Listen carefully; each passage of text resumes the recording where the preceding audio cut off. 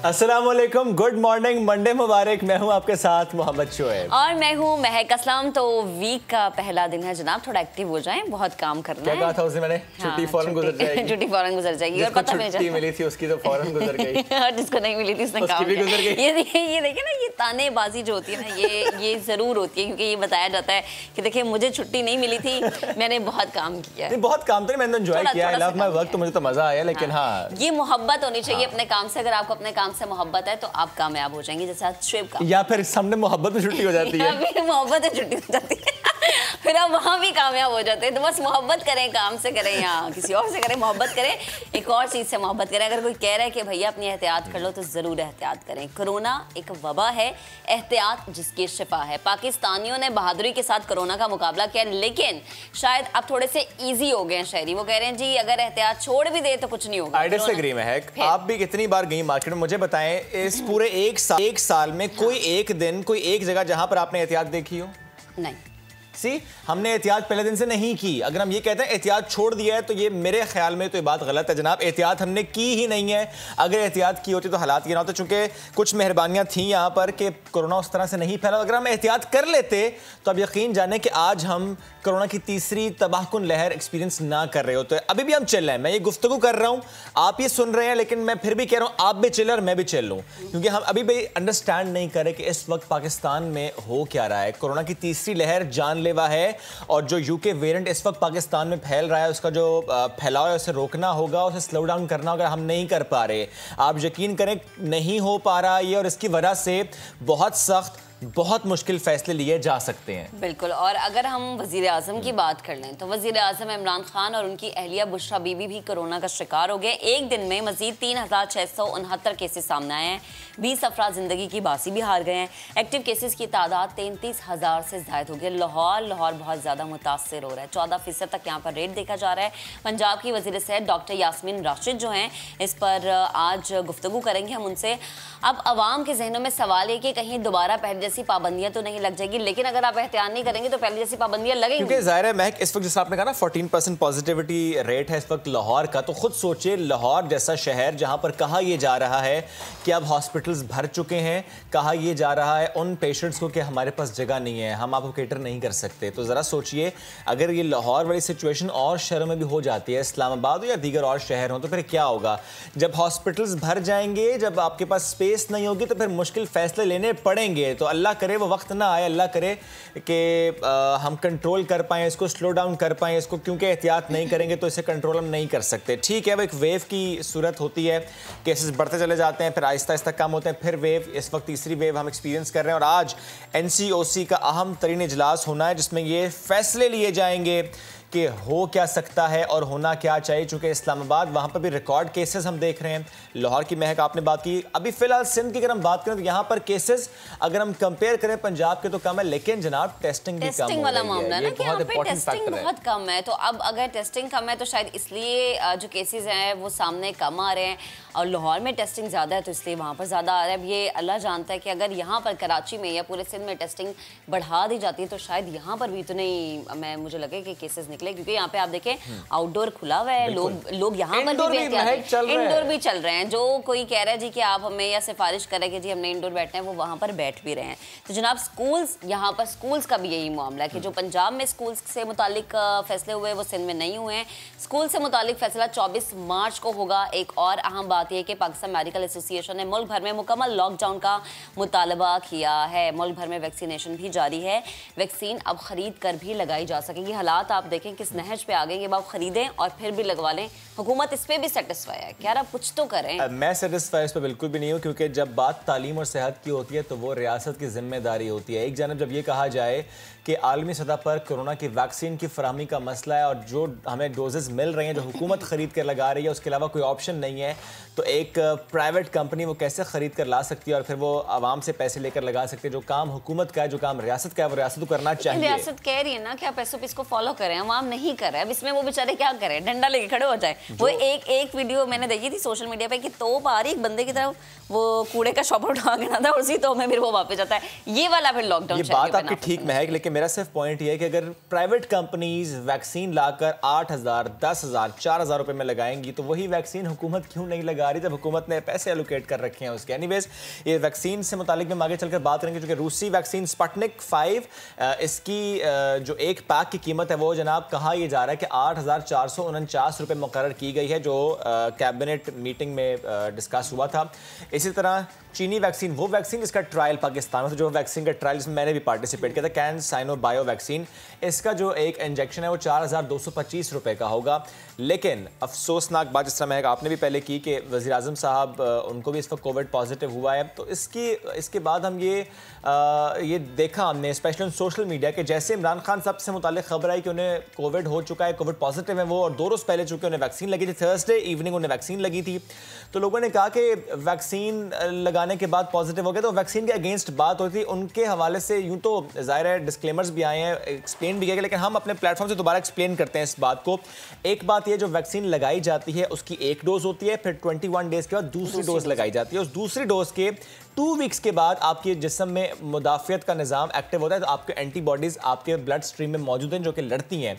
इससे पहले ऐसा होता नहीं है, इससे पहले वक्त लगता है। तो वैक्सीन का इसलिए ताल्लुक इस पॉजिटिविटी से नहीं है, चूँकि वैक्सीन लगने के 2 रोज़ बाद तो हो सकता है पहले से ही वो एक वायरस कॉन्ट्रैक्ट हो गया हो, ये पॉसिबिलिटी है, या उसके बाद हुआ हो जिसके बाद वो कोविड पॉजिटिव शो हुए। बट एनीवेज, इमरान खान साहब के लिए नेक तमन्नाएं, इसका इजहार यूँ तो बहुत लोगों ने किया, उनके चाहने वाले बहुत हैं। हम भी इस प्लेटफॉर्म से समा टीवी की तरफ से कहते हैं wish U A speedy and healthy recovery. Anyways, जब हम बात करें वैक्सीनेशन की तो पार्लियामानी सेक्रेटरी बराए सेहत डॉक्टर नौशीन हमें चंद लम्हात में ज्वाइन करेंगे, उनसे भी इससे मुताल्लिक बात करेंगे। बिल्कुल, और उनसे जानेंगे कि जो लोगों की ये सोच है कि भाई अगर वजीर आजम ने वैक्सीन करवाई थी तो फिर उन्हें कोविड क्यों हुआ, वो इस पर ज़्यादा हमें बेहतर तरीके से गाइड कर सकेंगे। बिल्कुल। एक बात और बस महक के ट्विटर ट्रेंड्स भी अगर हम दिखा दें, चूँकि जब वज़ीर आज़म साहब को कोविड पॉजिटिव हुआ तो ये बड़े अफसोसनाक पहलू हैं जनाब के, कुछ सारिफीन ने नेगेटिविटी फैलाई और उनके खिलाफ कुछ ट्वीट्स किए। लेकिन मैं आपको रोक रही हूँ, ये देखें कि जो उलमाए कराम होते हैं उनकी बड़ी जिम्मेदारी होती है कि आप बड़े बेहतर तरीके से आप, क्योंकि लोग आपकी बातों को जो कहते हैं ना, वो कहते हैं कि ये बिल्कुल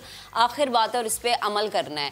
मौलाना फजल रहमान साहब की मैं बात करी हूँ, जैसे उन्होंने बयान दिया कि वज़ीर आज़म को जब कोविड हुआ और उस पर उन्होंने जो कहा वो यकीनन थोड़ा अफसोसनाक है, क्योंकि जब आपके फॉलोअर्स ज़्यादा होते हैं तो आपको ऐसी बातें सामने लेकर आनी चाहिए, अपने फॉलोअर्स को ऐसी बातें बतानी चाहिए कि लोग जो है पॉजिटिविटी की तरफ जाएँ। ठीक है, सियासी बयानबाजी अपनी तरफ, लेकिन ये एक ऐसा मामला होता है जिसमें हमें मुत्तहिद होकर सोच समझ के बात करनी चाहिए। नॉट जस्ट मौलाना फजल रहमान साहब, जिस गुमनाम अकाउंट से वो ट्वीट की गई और फिर ट्रेंड बनाया गया, उस ट्विटर अकाउंट को बहुत से अहम नाम फॉलो करते हैं। नून लीग का सोशल मीडिया विंग भी उसको फॉलो करता है, मरीम नवाज साहब भी उसको फॉलो कर रही हैं। और इसके साथ साथ अब ये देखिए दोस्त कौन है और दुश्मन कौन है, जिसकी तो हम बात करते हैं, लेकिन दुश्मन भी बीमार जब होता है ना तो उसकी इयादत की जाती है, उसका हाल पूछा जाता है। मोदी साहब ने इमरान खान साहब के हाल हवाल पूछा, यानी उन्होंने ट्वीट किया और उनसे मुताल्लिक उन्होंने कहा कि जल्द सेहतयाबी की, उन्होंने भी नेक तमन्नाओं का इजहार किया। It's very good, it's very positivity actually. तो हमें अपने मुल्क में भी आई थिंक ये सियासी इख्तलाफात को ज़रा पसे पुश्त रखें और इन मामलात पे भी सोचें, क्योंकि इंसानियत का पहला जो स्टेप है वो यही है कि कोई मुस्लिम है, गैर मुस्लिम है, दुश्मन है, दोस्त है, उसकी सेहतयाबी के लिए आप दुआ गो रहे हैं हमेशा। आगे बढ़ते हैं जनाब। कहीं घर पर खाने के लाले पड़े हैं, किसी की बेटी की शादी है, किसी के घर में एक वक्त की रोटी नहीं है, और ये सब कुछ क्यों है? क्योंकि जेब में पैसा नहीं है। ये कोई आम लोग नहीं है जिनकी हम बात करें, ये वो लोग हैं जिन्होंने कराची की तरक्की में अहम किरदार अदा किया, अपने दिन रात दिए हैं, लेकिन अपने ही इदारे के अफसरान उन्हें अब बस क्या कर रहे हैं, तारीख पर तारीख देते नजर आ रहे हैं। केएमसी के रिटायर्ड मुलाजमीन की आज हम रुदाद आपको सुनाएंगे अपने प्रोग्राम में कि वो किस तरह से परेशानी का शिकार है। वो लोग जिन्होंने कराची की तरक्की में, कराची को बेहतर से बेहतर बनाने में दिन रात एक कर दिया, आज उनके साथ क्या हो रहा है इस पर हम exactly administrator Karachi like Ahmed साहब साथ मौजूद होंगे। चलिए इसके अलावा कराची का मामला ये भी है कि मुनाफा खोरों को लगाम देने वाला कोई नहीं। इंतज़ाम के मुकर्रर करदा नर्ख और मार्केट रेट में ज़मीन और आसमान का फ़र्क है। ये तो हमने आपको लास्ट वीक बताया कि कराची के शहरी तकरीबन ऑन एवरेज 90% ज़्यादा पे कर रहे होते हैं। अगर 100 रुपये की चीज़ है तो 190 रुपये वो दे रहे होते हैं उसके। कमिश्नर कराची से जब राबता किया तो क्या जवाब मिला वो भी आपको इसी शो में दिखाएंगे। इसके अलावा पानी की बात करेंगे। पानी की बात करेंगे। पानी कुदरत का अजीम तोहफा है। हम मेरे ख्याल से हमारी ये जिम्मेदारी है बहैसियत शहरी भी कि हम क्या करते हैं जी, पानी का नल खोल देते हैं, फुल पानी तेज चला के जो है ना बाकी काम करने लग जाते हैं। तो ये हमने बिल्कुल नहीं करना।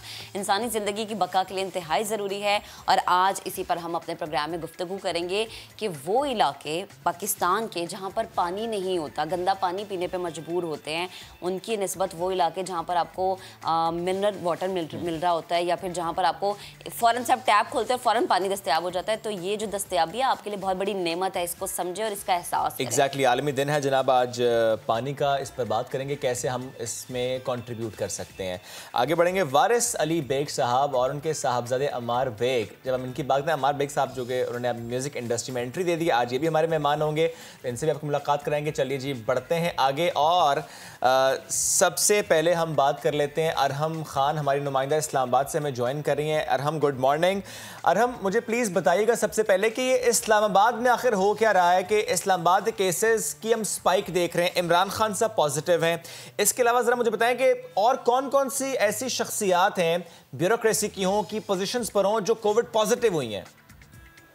बिल्कुल शुएब, गुड मॉर्निंग। आप लोगों को इस्लामाबाद का मौसम बहुत प्लेजेंट है, लेकिन कोरोना की सिचुएशन बहुत वर्स होती जा रही है और दिन ब दिन तशवीशनाक सूरत हाल इख्तियार हो रही है। जिस तरह से आपने बताया कि पीएम जो इमरान खान हैं, उनकी वाइफ जो खातून अव्वल बुशरा बीबी, वो भी कोरोना से मुतासर हैं। इसके अलावा डीसी इस्लामाबाद जो बहुत मुतहरक थे और जो हमने कोविड की पहली वेव देखी, दूसरी वेव देखी, उसके अंदर उन्होंने काफ़ी जगहों पे छापे भी मारे और लोगों में अवेयरनेस भी क्रिएट की और अनफॉर्चुनेटली वो खुद भी कोविड से मुतासर। और आई गेस अरहम उनकी पूरी फैमिली कोविड पॉजिटिव है along with his mother, right? बिल्कुल बिल्कुल, उनके जो वालदैन हैं, अम्मी अबू दोनों कोविड पॉजिटिव हैं और डीआईजी ऑपरेशंस हैं वो भी कोविड पॉजिटिव हैं। तो इस्लामाबाद में जो सिचुएशन है शुएब, हम वो बहुत ज्यादा बिगड़ती हुई देख रहे हैं कि अरहम मैं इससे ये समझूं कि आप देखिए कि इमरान खान साहब खातून अव्वल ज़ाहिर है बहुत एहतियात कर रहे होंगे, वो उनसे ज़्यादा एहतियात शायद किसी ने भी ना की होगी। डीआईजी ऑपरेशंस हों, डीसी इस्लामाबाद हों, यानी ये वो लोग हैं जो एहतियात भी करें, ज़ाहिर है साथ में काम भी करना है। ये वो लोग जो एहतियात भी करें, फिर भी कहीं ना कहीं थोड़ी सी भी बेएहतियाती जब हो जाती है तो वायरस कैसे कॉन्ट्रैक्ट करते हैं ज़रा मालूम ही नहीं होता।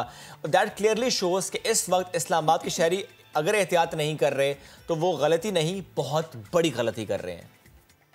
ऐसा ही है शुएब, शहरियों का जो गैर जिम्मेदाराना रवैया है वो कोरोना के बढ़ाव में बहुत ज्यादा अहम किरदार अदा कर रहा है। हमने नया दिन में एक पैकेज चलाया था कुछ दिनों पहले, इस्लामाबाद की सिचुएशन बताई थी लोगों को और हम सिर्फ रैंडम मार्केट में गए थे। ये भी नहीं था कि हमने किसी को जाके कहा हो कि आप मास्क उतार के हमसे बात करें।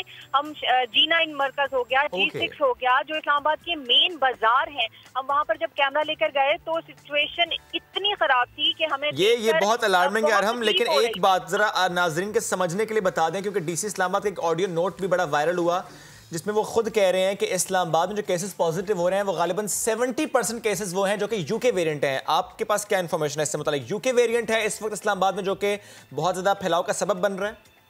बिल्कुल, सूबा पंजाब के बाद इस्लामाबाद दूसरा शहर है जहाँ पर जो बाहर से आया हुआ बदलती हुई शक्ल है वायरस की वो तेजी से फैल रहा है। और यहाँ पर अपने नाज़रीन को बताएं कि इसका जो स्प्रेड है वो 70% ज्यादा है। असद उमर साहब भी ये बात कह चुके हैं कि अब जो नई बदलती हुई शक्ल है कोरोना की वो बहुत तेजी से स्प्रेड करता है। इस्लामाबाद में आज भी 600 से ज्यादा केसेस हैं और एकदम से इतना ज्यादा स्पाइक देखने में आया था केसेस में कि 5.1 से एकदम से शरह 12 पे चली गई थी। कल कदरे कम केसेस रिपोर्ट हुए इस्लामाबाद में, लेकिन आज भी कम है ये ज्यादा। लेकिन इस्लामाबाद के शहरियों को एहतियात का दामन नहीं छोड़ना चाहिए, क्योंकि पंजाब के बाद वफाकी दारुल हुकूमत जहां पर हमने देखा कि अब हर चीज़ शायद बंद करनी पड़ेगी। आज शुक्रिया आप हमारे साथ मौजूद थी। तो पाकिस्तान में कोरोना की वैक्सीनेशन में तेज़ी आ चुकी है, लेकिन वज़ीर आज़म के कोरोना पॉजिटिव होने के बाद शहरियों के जहनों में कई सवालात उठ रहे हैं।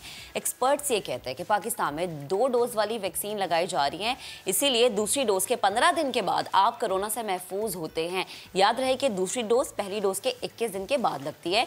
दूसरी डोज 15 दिन या दूसरी डोज ना लगवाने की सूरत में आप महफूज नहीं होंगे। अगर आप ये कहते हैं जी कि एक डोज लग गए तो ठीक है, ऐसा नहीं होना चाहिए, क्योंकि क्योंकि कोरोना के खिलाफ कुव्वत मुदाफ़ियत दूसरी डोज के 2 हफ्ते के बाद शुरू होती है। पार्लिमानी सेक्रेटरी बराए सेहत डॉक्टर नौशीन हामिद साहिबा ने हमें ज्वाइन किया है। उनसे गुफ्तगू करते हैं, उनसे जानते हैं कि आखिर जो लोगों के जहनों में सवालात हैं उन सवालों का हल क्या है। डॉक्टर साहिबा, बेहद शुक्रिया आपके वक्त का। Good morning. सबसे पहले तो वज़ीर आज़म की सेहत से मुताल्लिक जानना चाहेंगे हम कि उनकी सेहत कैसी है अब? जी अल्हम्दुलिल्लाह, प्राइम मिनिस्टर साहब और फर्स्ट लेडी दोनों जो हैं वो उनकी तबीयत बेहतर है और माइल्ड सिम्टम्स उनको थे। शुक्र अल्हम्दुलिल्लाह कि डिजीज़ की सिवियरिटी ने उनको हिट नहीं किया, माइल्ड सिम्टम्स के साथ हैं और वो अपनी जो ऑफिस की मामूलात हैं उसको वीडियो लिंक के ज़रिए जो ज़रूरी मीटिंग्स हैं उनको वो आज भी करेंगे और अपनी मामूलात जो हैं उसको जारी रखेंगे। मगर उन्होंने अपने आप को घर पे आइसोलेट किया हुआ है, मगर तबीयत उनकी अल्हम्दुलिल्लाह जो है वो ठीक है। ठीक, डॉक्टर साहिबा, आपको लगता है कि कहीं पर बेएहतियाती इस तरह से हुई है कि जब हम रियासत के तौर पर एक पैगाम कौम को देते हैं कि एहतियात करनी है, ऐसे में अगर काबीना के इजलास हों, कोई और मीटिंग्स हों, शजरकारी मुहिम हो या और दूसरे तीसरे इवेंट्स हों, ये ना रखे जाएं इन हालात में, वर्चुअल इवेंट्स पर ही फोकस करना चाहिए ताकि एक मैसेज भी जाए कि हम खुद भी एहतियात करें और आवाम को भी करनी है, इदारों को भी करनी है, मे इट बी प्राइवेट और पब्लिक।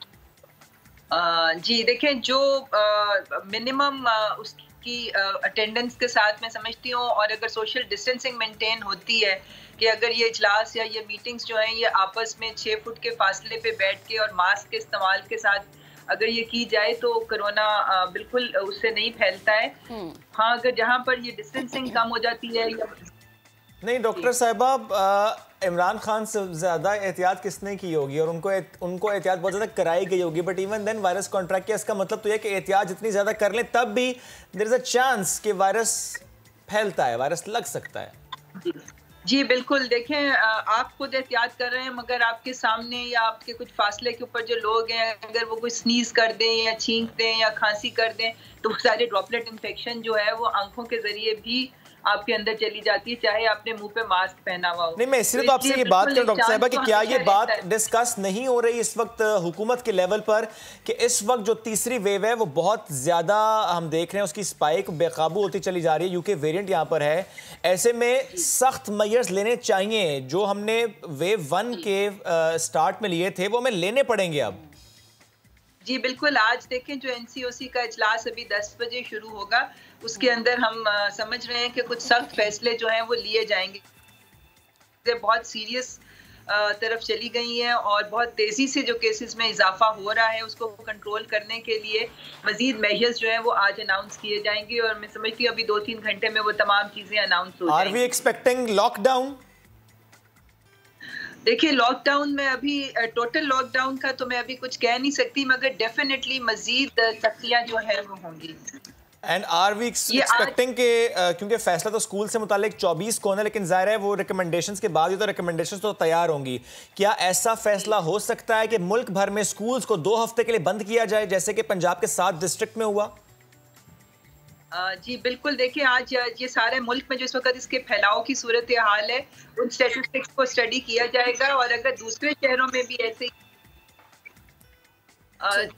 अच्छा डॉक्टर साहिबा, जो टेस्टिंग इस वक्त हो रही है, मैं सिंध से मुतालिक पूछना चाह रहा हूँ कि जो टेस्टिंग सिंध में हो रही है आप उससे मुतमईन हैं या आपको लगता है कि सिंध में टेस्टिंग कम हो रही है? क्योंकि ज़ाहिर है हम देख रहे हैं पंजाब में टेस्टिंग बहुत ज़्यादा है, वहाँ पे सिर्फ लाहौर में 14% पॉजिटिविटी रेशो है और सिंध में टेस्टिंग कम हो रही है। इज़ दिस द फैक्टर कि ये केसेस ज़्यादा नहीं रिपोर्ट हो रहे? क्योंकि 8-9 हज़ार अगर सिंध में टेस्ट हो रहे हैं, 20-22-25 हज़ार टेस्ट पंजाब में हो रहे हैं, बहुत ह्यूज डिफरेंस है ये। जी बिल्कुल, देखिए इस वक्त तो ये सूरत हाल है कि जितने ज़्यादा टेस्ट होंगे उतने ज़्यादा पॉजिटिव केसेस जो हैं वो सामने आएंगे, क्योंकि इस वक्त जिस तरह से इस्लामाबाद में कल 17% था, पंजाब में भी था, तो मैं नहीं समझती कि सिंध में भी कोई इससे कम होगा, मगर कम टेस्ट होने की वजह से शायद वो चीज़ें सामने नहीं आ रही हैं। पर बहरहाल जितने ज़्यादा टेस्ट होंगे उतने ज़्यादा केसेस इस वक्त सामने आएंगे जो सूरत हाल है। अच्छा डॉक्टर साहब, जैसे शुएब भी बात करें ना कि कराची में तो सिंध में टेस्टिंग जो रेशो है वो बड़ी कम है, तो क्या हम कराची में इंतज़ार करते कि कोई बीमार हो तब उसका टेस्ट किया जाए, तब पता चले आया ये कोविड पॉजिटिव है या नहीं? क्या फेडरल अपने तौर पर ऐसा कोई सिस्टम नहीं बना सकता कि अच्छा डेली बेसिस पे कराची में मौजूद लोगों के टेस्ट हो रहे हैं, आया वो बीमार है या नहीं, उसको बुखार है या नहीं, उसको सिम्टम्स है या नहीं, लेकिन टेस्ट हम कर लें? देखिए इस वक्त फेडरल की जो जिम्मेदारी है कि टेस्टिंग किट्स जो हैं वो सारे प्रोविंसेस को प्रोवाइड की जाएं और उसके अंदर किसी किस्म की कमी न आए। फेडरल अपनी रोल अदा कर रहा है, टेस्टिंग किट्स जो है वो वाफिर मिकदार में तमाम सूबों के पास मौजूद है। ये ज़रा सूबों ने करना है, ये काम सूबों ने करना है, लेकिन सूबे ये कहते हैं कि जो लोग टेस्ट कराने आ रहे हैं हम टेस्ट कर रहे हैं, वो उनके पास इसकी ये मंतक होती है। डॉक्टर साहब मुझे आप ज़रा आप बताएं कि इस वक्त हमारे पास क्या कोई कॉन्क्रीट चीज़ मौजूद है कि पाकिस्तान में जितने केसेस रिपोर्ट हो रहे हैं कितने फीसद उसमें यूके वेरिएंट है? देखिए इस वक्त यूके वेरिएंट जो है उसका एक बहुत बड़ा रेशियो है और ये जो तेजी से फैलने की सबब भी यही है कि यूके वेरिएंट पंजाब के तमाम बड़े शहर जहाँ पे स्कूल्स बंद भी किए गए थे वहाँ पर उसकी मौजूदगी जो है वो प्रूव हो गई है। इस्लामाबाद में उसकी मौजूदगी है और डेफिनेटली बाकी प्रोविंसेस में भी डेफिनेटली एक जगह पर आने का मतलब है कि पूरे मुल्क में वो फैल जाएगा। डॉक्टर साहब एक बात अब जरा वैक्सीन से मुतालिक बता दें, क्योंकि आपने हमेशा कहा कि आलमी सतह पर वैक्सीन की फराहमी एक मसला है और जो हुकूमतों के लेवल पर डील्स हो रही हैं और वैक्सीन मिल रही है, तो फिर डॉक्टर साहबा ये प्राइवेट कंपनीज कैसे हासिल कर रही हैं और ये कैसे लगाएंगी पाकिस्तान में 2 वैक्सीन स्पुतनिक 5 एंड कैनसाइनो बायो? नहीं अब देखिए जी इस वक्त शुरू में जैसे डिलीवरी का इशू था, जाहिर है ये छोटी कंसाइनमेंट्स पर अब समझती हूँ कि स्पुतनिक 5 जो है वो हमें प्राइवेट सेक्टर जो है उसको लेने में कामयाब हो गया है। गवर्नमेंट ने उसकी प्राइसिंग जो है वो डिटरमिन कर दी है, क्योंकि ये भी एक इशू था कि कैप लगानी थी हमने कि नहीं डॉक्टर साहिबा, स्पुतनिक 5 हुकूमत ने नहीं ली, प्राइवेट सेक्टर ले रहा है। कैनसाइनो बायो जिसके ट्रायल्स पाकिस्तान में हुए हैं वो हुकूमत ने नहीं ली, वो प्राइवेट सेक्टर ले रहा है। हुकूमत क्यों नहीं ले रही? जी हुकूमत ने भी कैंसिनो बायो की डोजेस के ऑर्डर दे दिए हुए हैं, हमने उसकी पेमेंट कर दी हुई है और इसी तरह साइनोफार्म जो फिलहाल हमें गिफ्ट में मिली है वो हुकूमत ने उसके भी ऑर्डर करके उसकी भी पेमेंट कर दी हुई है, वो भी आने वाले कुछ दिनों में पाकिस्तान को रिसीव हो जाएगी। पाकिस्तान ने परचेज के ऑर्डर्स भी दे दिए हैं और 1 मिलियन जो है वो हमने साइनोफार्म के ऑर्डर्स दिए हैं। 60,000 डोजेस फर्स्ट बैच में कैंसिनो बायो की पेमेंट हो चुकी हुई है, तो गवर्नमेंट भी ये डोजेस जो है ये मंगवा रही है, ये इसी महीने में हमें उम्मीद है कि हम रिसीव कर लेंगे। एस्ट्राजेनेका नहीं पहुंची, मार्च खत्म होने वाला है।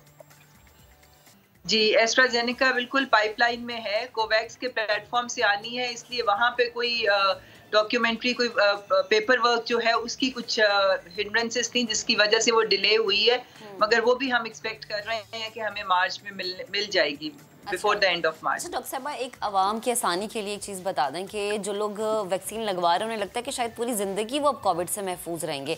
ऐसा वाकई है कि एक दफ़ा वैक्सीन लगवाने के बाद आपके अंदर पूरी ज़िंदगी से कोविड से बचने की मुदाफ़ियत पैदा हो जाती है?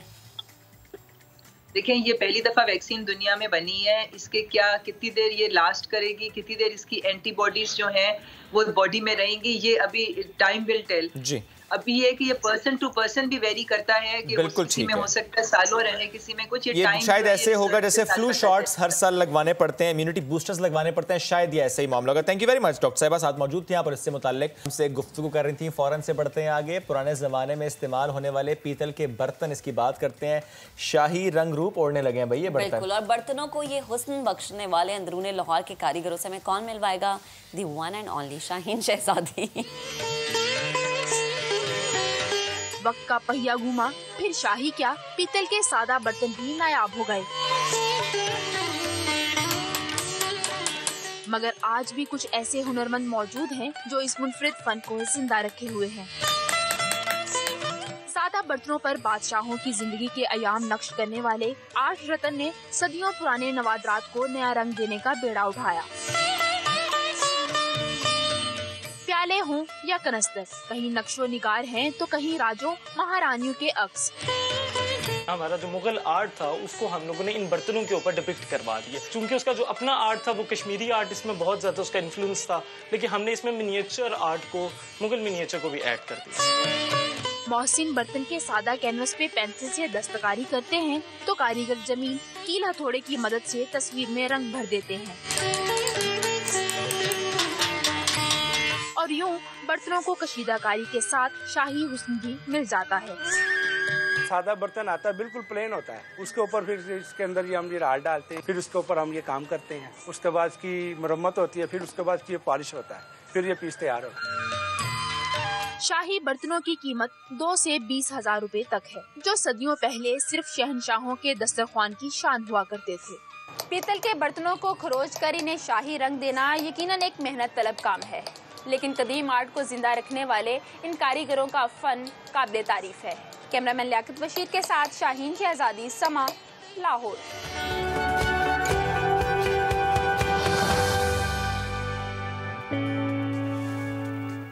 इस सेगमेंट में आज है कहानी एक हिरन की, जिसकी कब्र 400 साल बाद भी मौजूद है।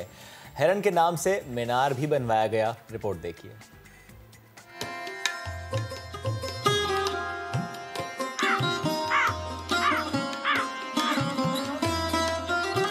चलिए आज आपको एक दिलचस्प कहानी सुनाते हैं।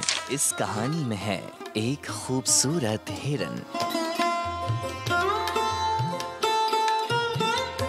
हिरन की कब्र।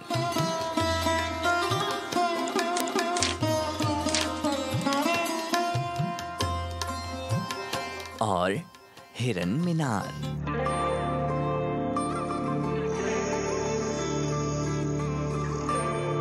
17वीं सदी के मुगल शहंशाह नूरुद्दीन जहांगीर उर्फ शहजादा सलीम, जो इस मकाम पर शिकार के लिए आया करते थे, मगर उस रोज मुगल शहंशाह से हिरन इतना खूबसूरत था कि शहंशाह देखते रह गए। मारने के बजाय उसे पकड़ने का हुक्म दिया और साथ ले गए। शहंशाह ने इस खूबसूरत हिरन का नाम हंसराज रखा। हंसराज ने तकरीबन 1 माह में ही जंगल की दुनिया भूलकर सल्तनत के आदाब अपना लिए और शाही हिरनों का। मगर 1 साल बाद हंसराज बीमार पड़ गया। शहंशाह ने इलाज के लिए हर बड़े मुआलिज की मदद ली, मगर चंद ही हफ्तों में वो मर गया। शहंशाह कई दिन गमगीन रहे। हंसराज को शिकारगाह के उसी मकाम पर दफन करने का हुक्म दिया जहां मुगल शहंशाह उससे पहली बार मिले थे। 400 साल बाद भी हिरन की कब्र की बाकायदगी से सफाई की जाती है। वो बहुत ज़्यादा उदास हो गया उस हिरन की डेथ की वजह से, तो उसने ये किया कि उसकी याद में ये एक मीनार बना दिया और उस दिन से इसका नाम जो था इस जगह का हिरन मीनार पड़ गया।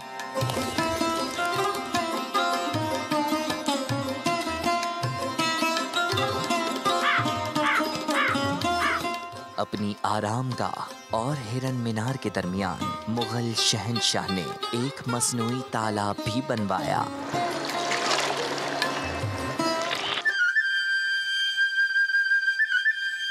नहीं, तफरीही मकाम भी है।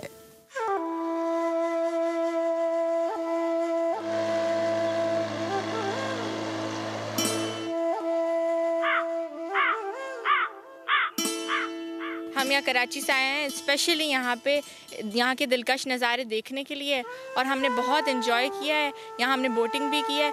मैं आप सबको कहूँगी कि आप सबको भी यहाँ आना चाहिए और एंजॉय करना चाहिए। अगर ये कहा जाए कि ये शेखुपुरा में एक बेहतरीन सैरगाह भी है और तारीखी प्लेस भी है, तो ये गलत ना होगा। हिरन मीनार में एक बहुत बड़ा हमारे पास जंगल का एरिया मौजूद है।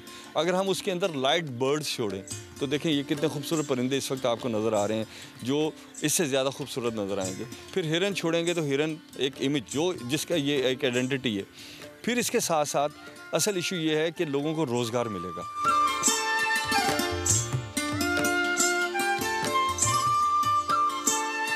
17वीं सदी के शहजादे का अपने हिरन की याद में ये अनोखा इक़दाम आज पूरी दुनिया के लिए दिलचस्पी का बाइस बना हुआ है।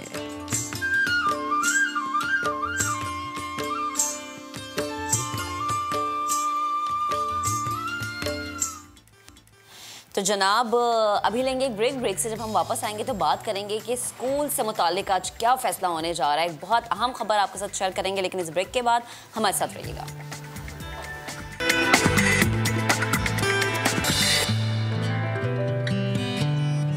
Welcome back after the break. सवाल ये है कि इस वक्त जब कोरोना फैल रहा है, उस वक्त जो मुश्किल फैसले लेने हैं उससे मुताल्लिक जब हम बात करते हैं तो आज का दिन तो एनसीओसी में अहम फैसले होंगे, लेकिन 2 रोज़ बाद यानी परसों 24 तारीख को स्कूल से मुताल्लिक अहम फैसले हैं। शफकत महमूद साहब ने इससे मुताल्लिक कल ट्वीट भी की थी। लेकिन हमारा यहाँ सवाल है कि जब भी ऐसा फैसला लिया जाता है एसोसिएशंस मुखालिफत करती हैं। क्या आज ये माहौल है कि मुखालिफत की जाए? अगर मुखालिफत आज की जाएगी तो सवाल उठेगा कि क्या हम अपने बच्चों की जिंदगियों से खेल रहे हैं, क्या हम असातिज़ा की जिंदगियों से खेल रहे हैं, क्या सिर्फ तालीमी सेशन मुकम्मल करने के लिए स्कूलों को बंद करने की मुखालिफत कर रहे हैं? क्योंकि पाकिस्तान में अब तक कोरोना से 10 साल से छोटे जो बच्चे हैं, इस थर्ड वेव में 38 बच्चे ऐसे हैं जो जान की बाजी हार चुके हैं। और जब बच्चे स्कूल में जाते हैं तो सिर्फ बच्चे ही नहीं जाते बल्कि असातिज़ा भी आते हैं, स्टाफ भी आते हैं, ट्रांसपोर्ट सर्विस, और बहुत ज़्यादा लोग ऐसे होते हैं जिनसे आपकी बातचीत और आपका एक दूसरे मिलना जुलना बढ़ जाता है। यही वजह है कि सिर्फ कराची की ज़िला बस्ती के गवर्नमेंट स्कूल्स में कोविड की शरह 16% से बढ़ गई है। आज जानेंगे कि स्कूल्स में कोरोना SOPs का ख्याल किस तरह से रखा जा रहा है, और अगर नहीं रखा जा रहा तो फिर इन स्कूल्स के खिलाफ अगर कोई एक्शन लिया जा रहा है तो इंतज़ामिया एक्शन लेती है, तो फिर एसोसिएशन वाले क्या इस पर बात सुनते हैं या समझते हैं कि फिर अब स्कूलों को बंद करना चाहिए। All Pakistan private schools association के सदर तारिक शाह साहब ने हमें ज्वाइन किया। तारिक साहब, बेहद शुक्रिया आपके वक्त का। Good morning. कराची की सूरत हाल आपके सामने हमने रखी। खैर वैसे तो पूरे पाकिस्तान की सूरत हाल ही ऐसी है कि हम जितनी इस पर बात करें कम है।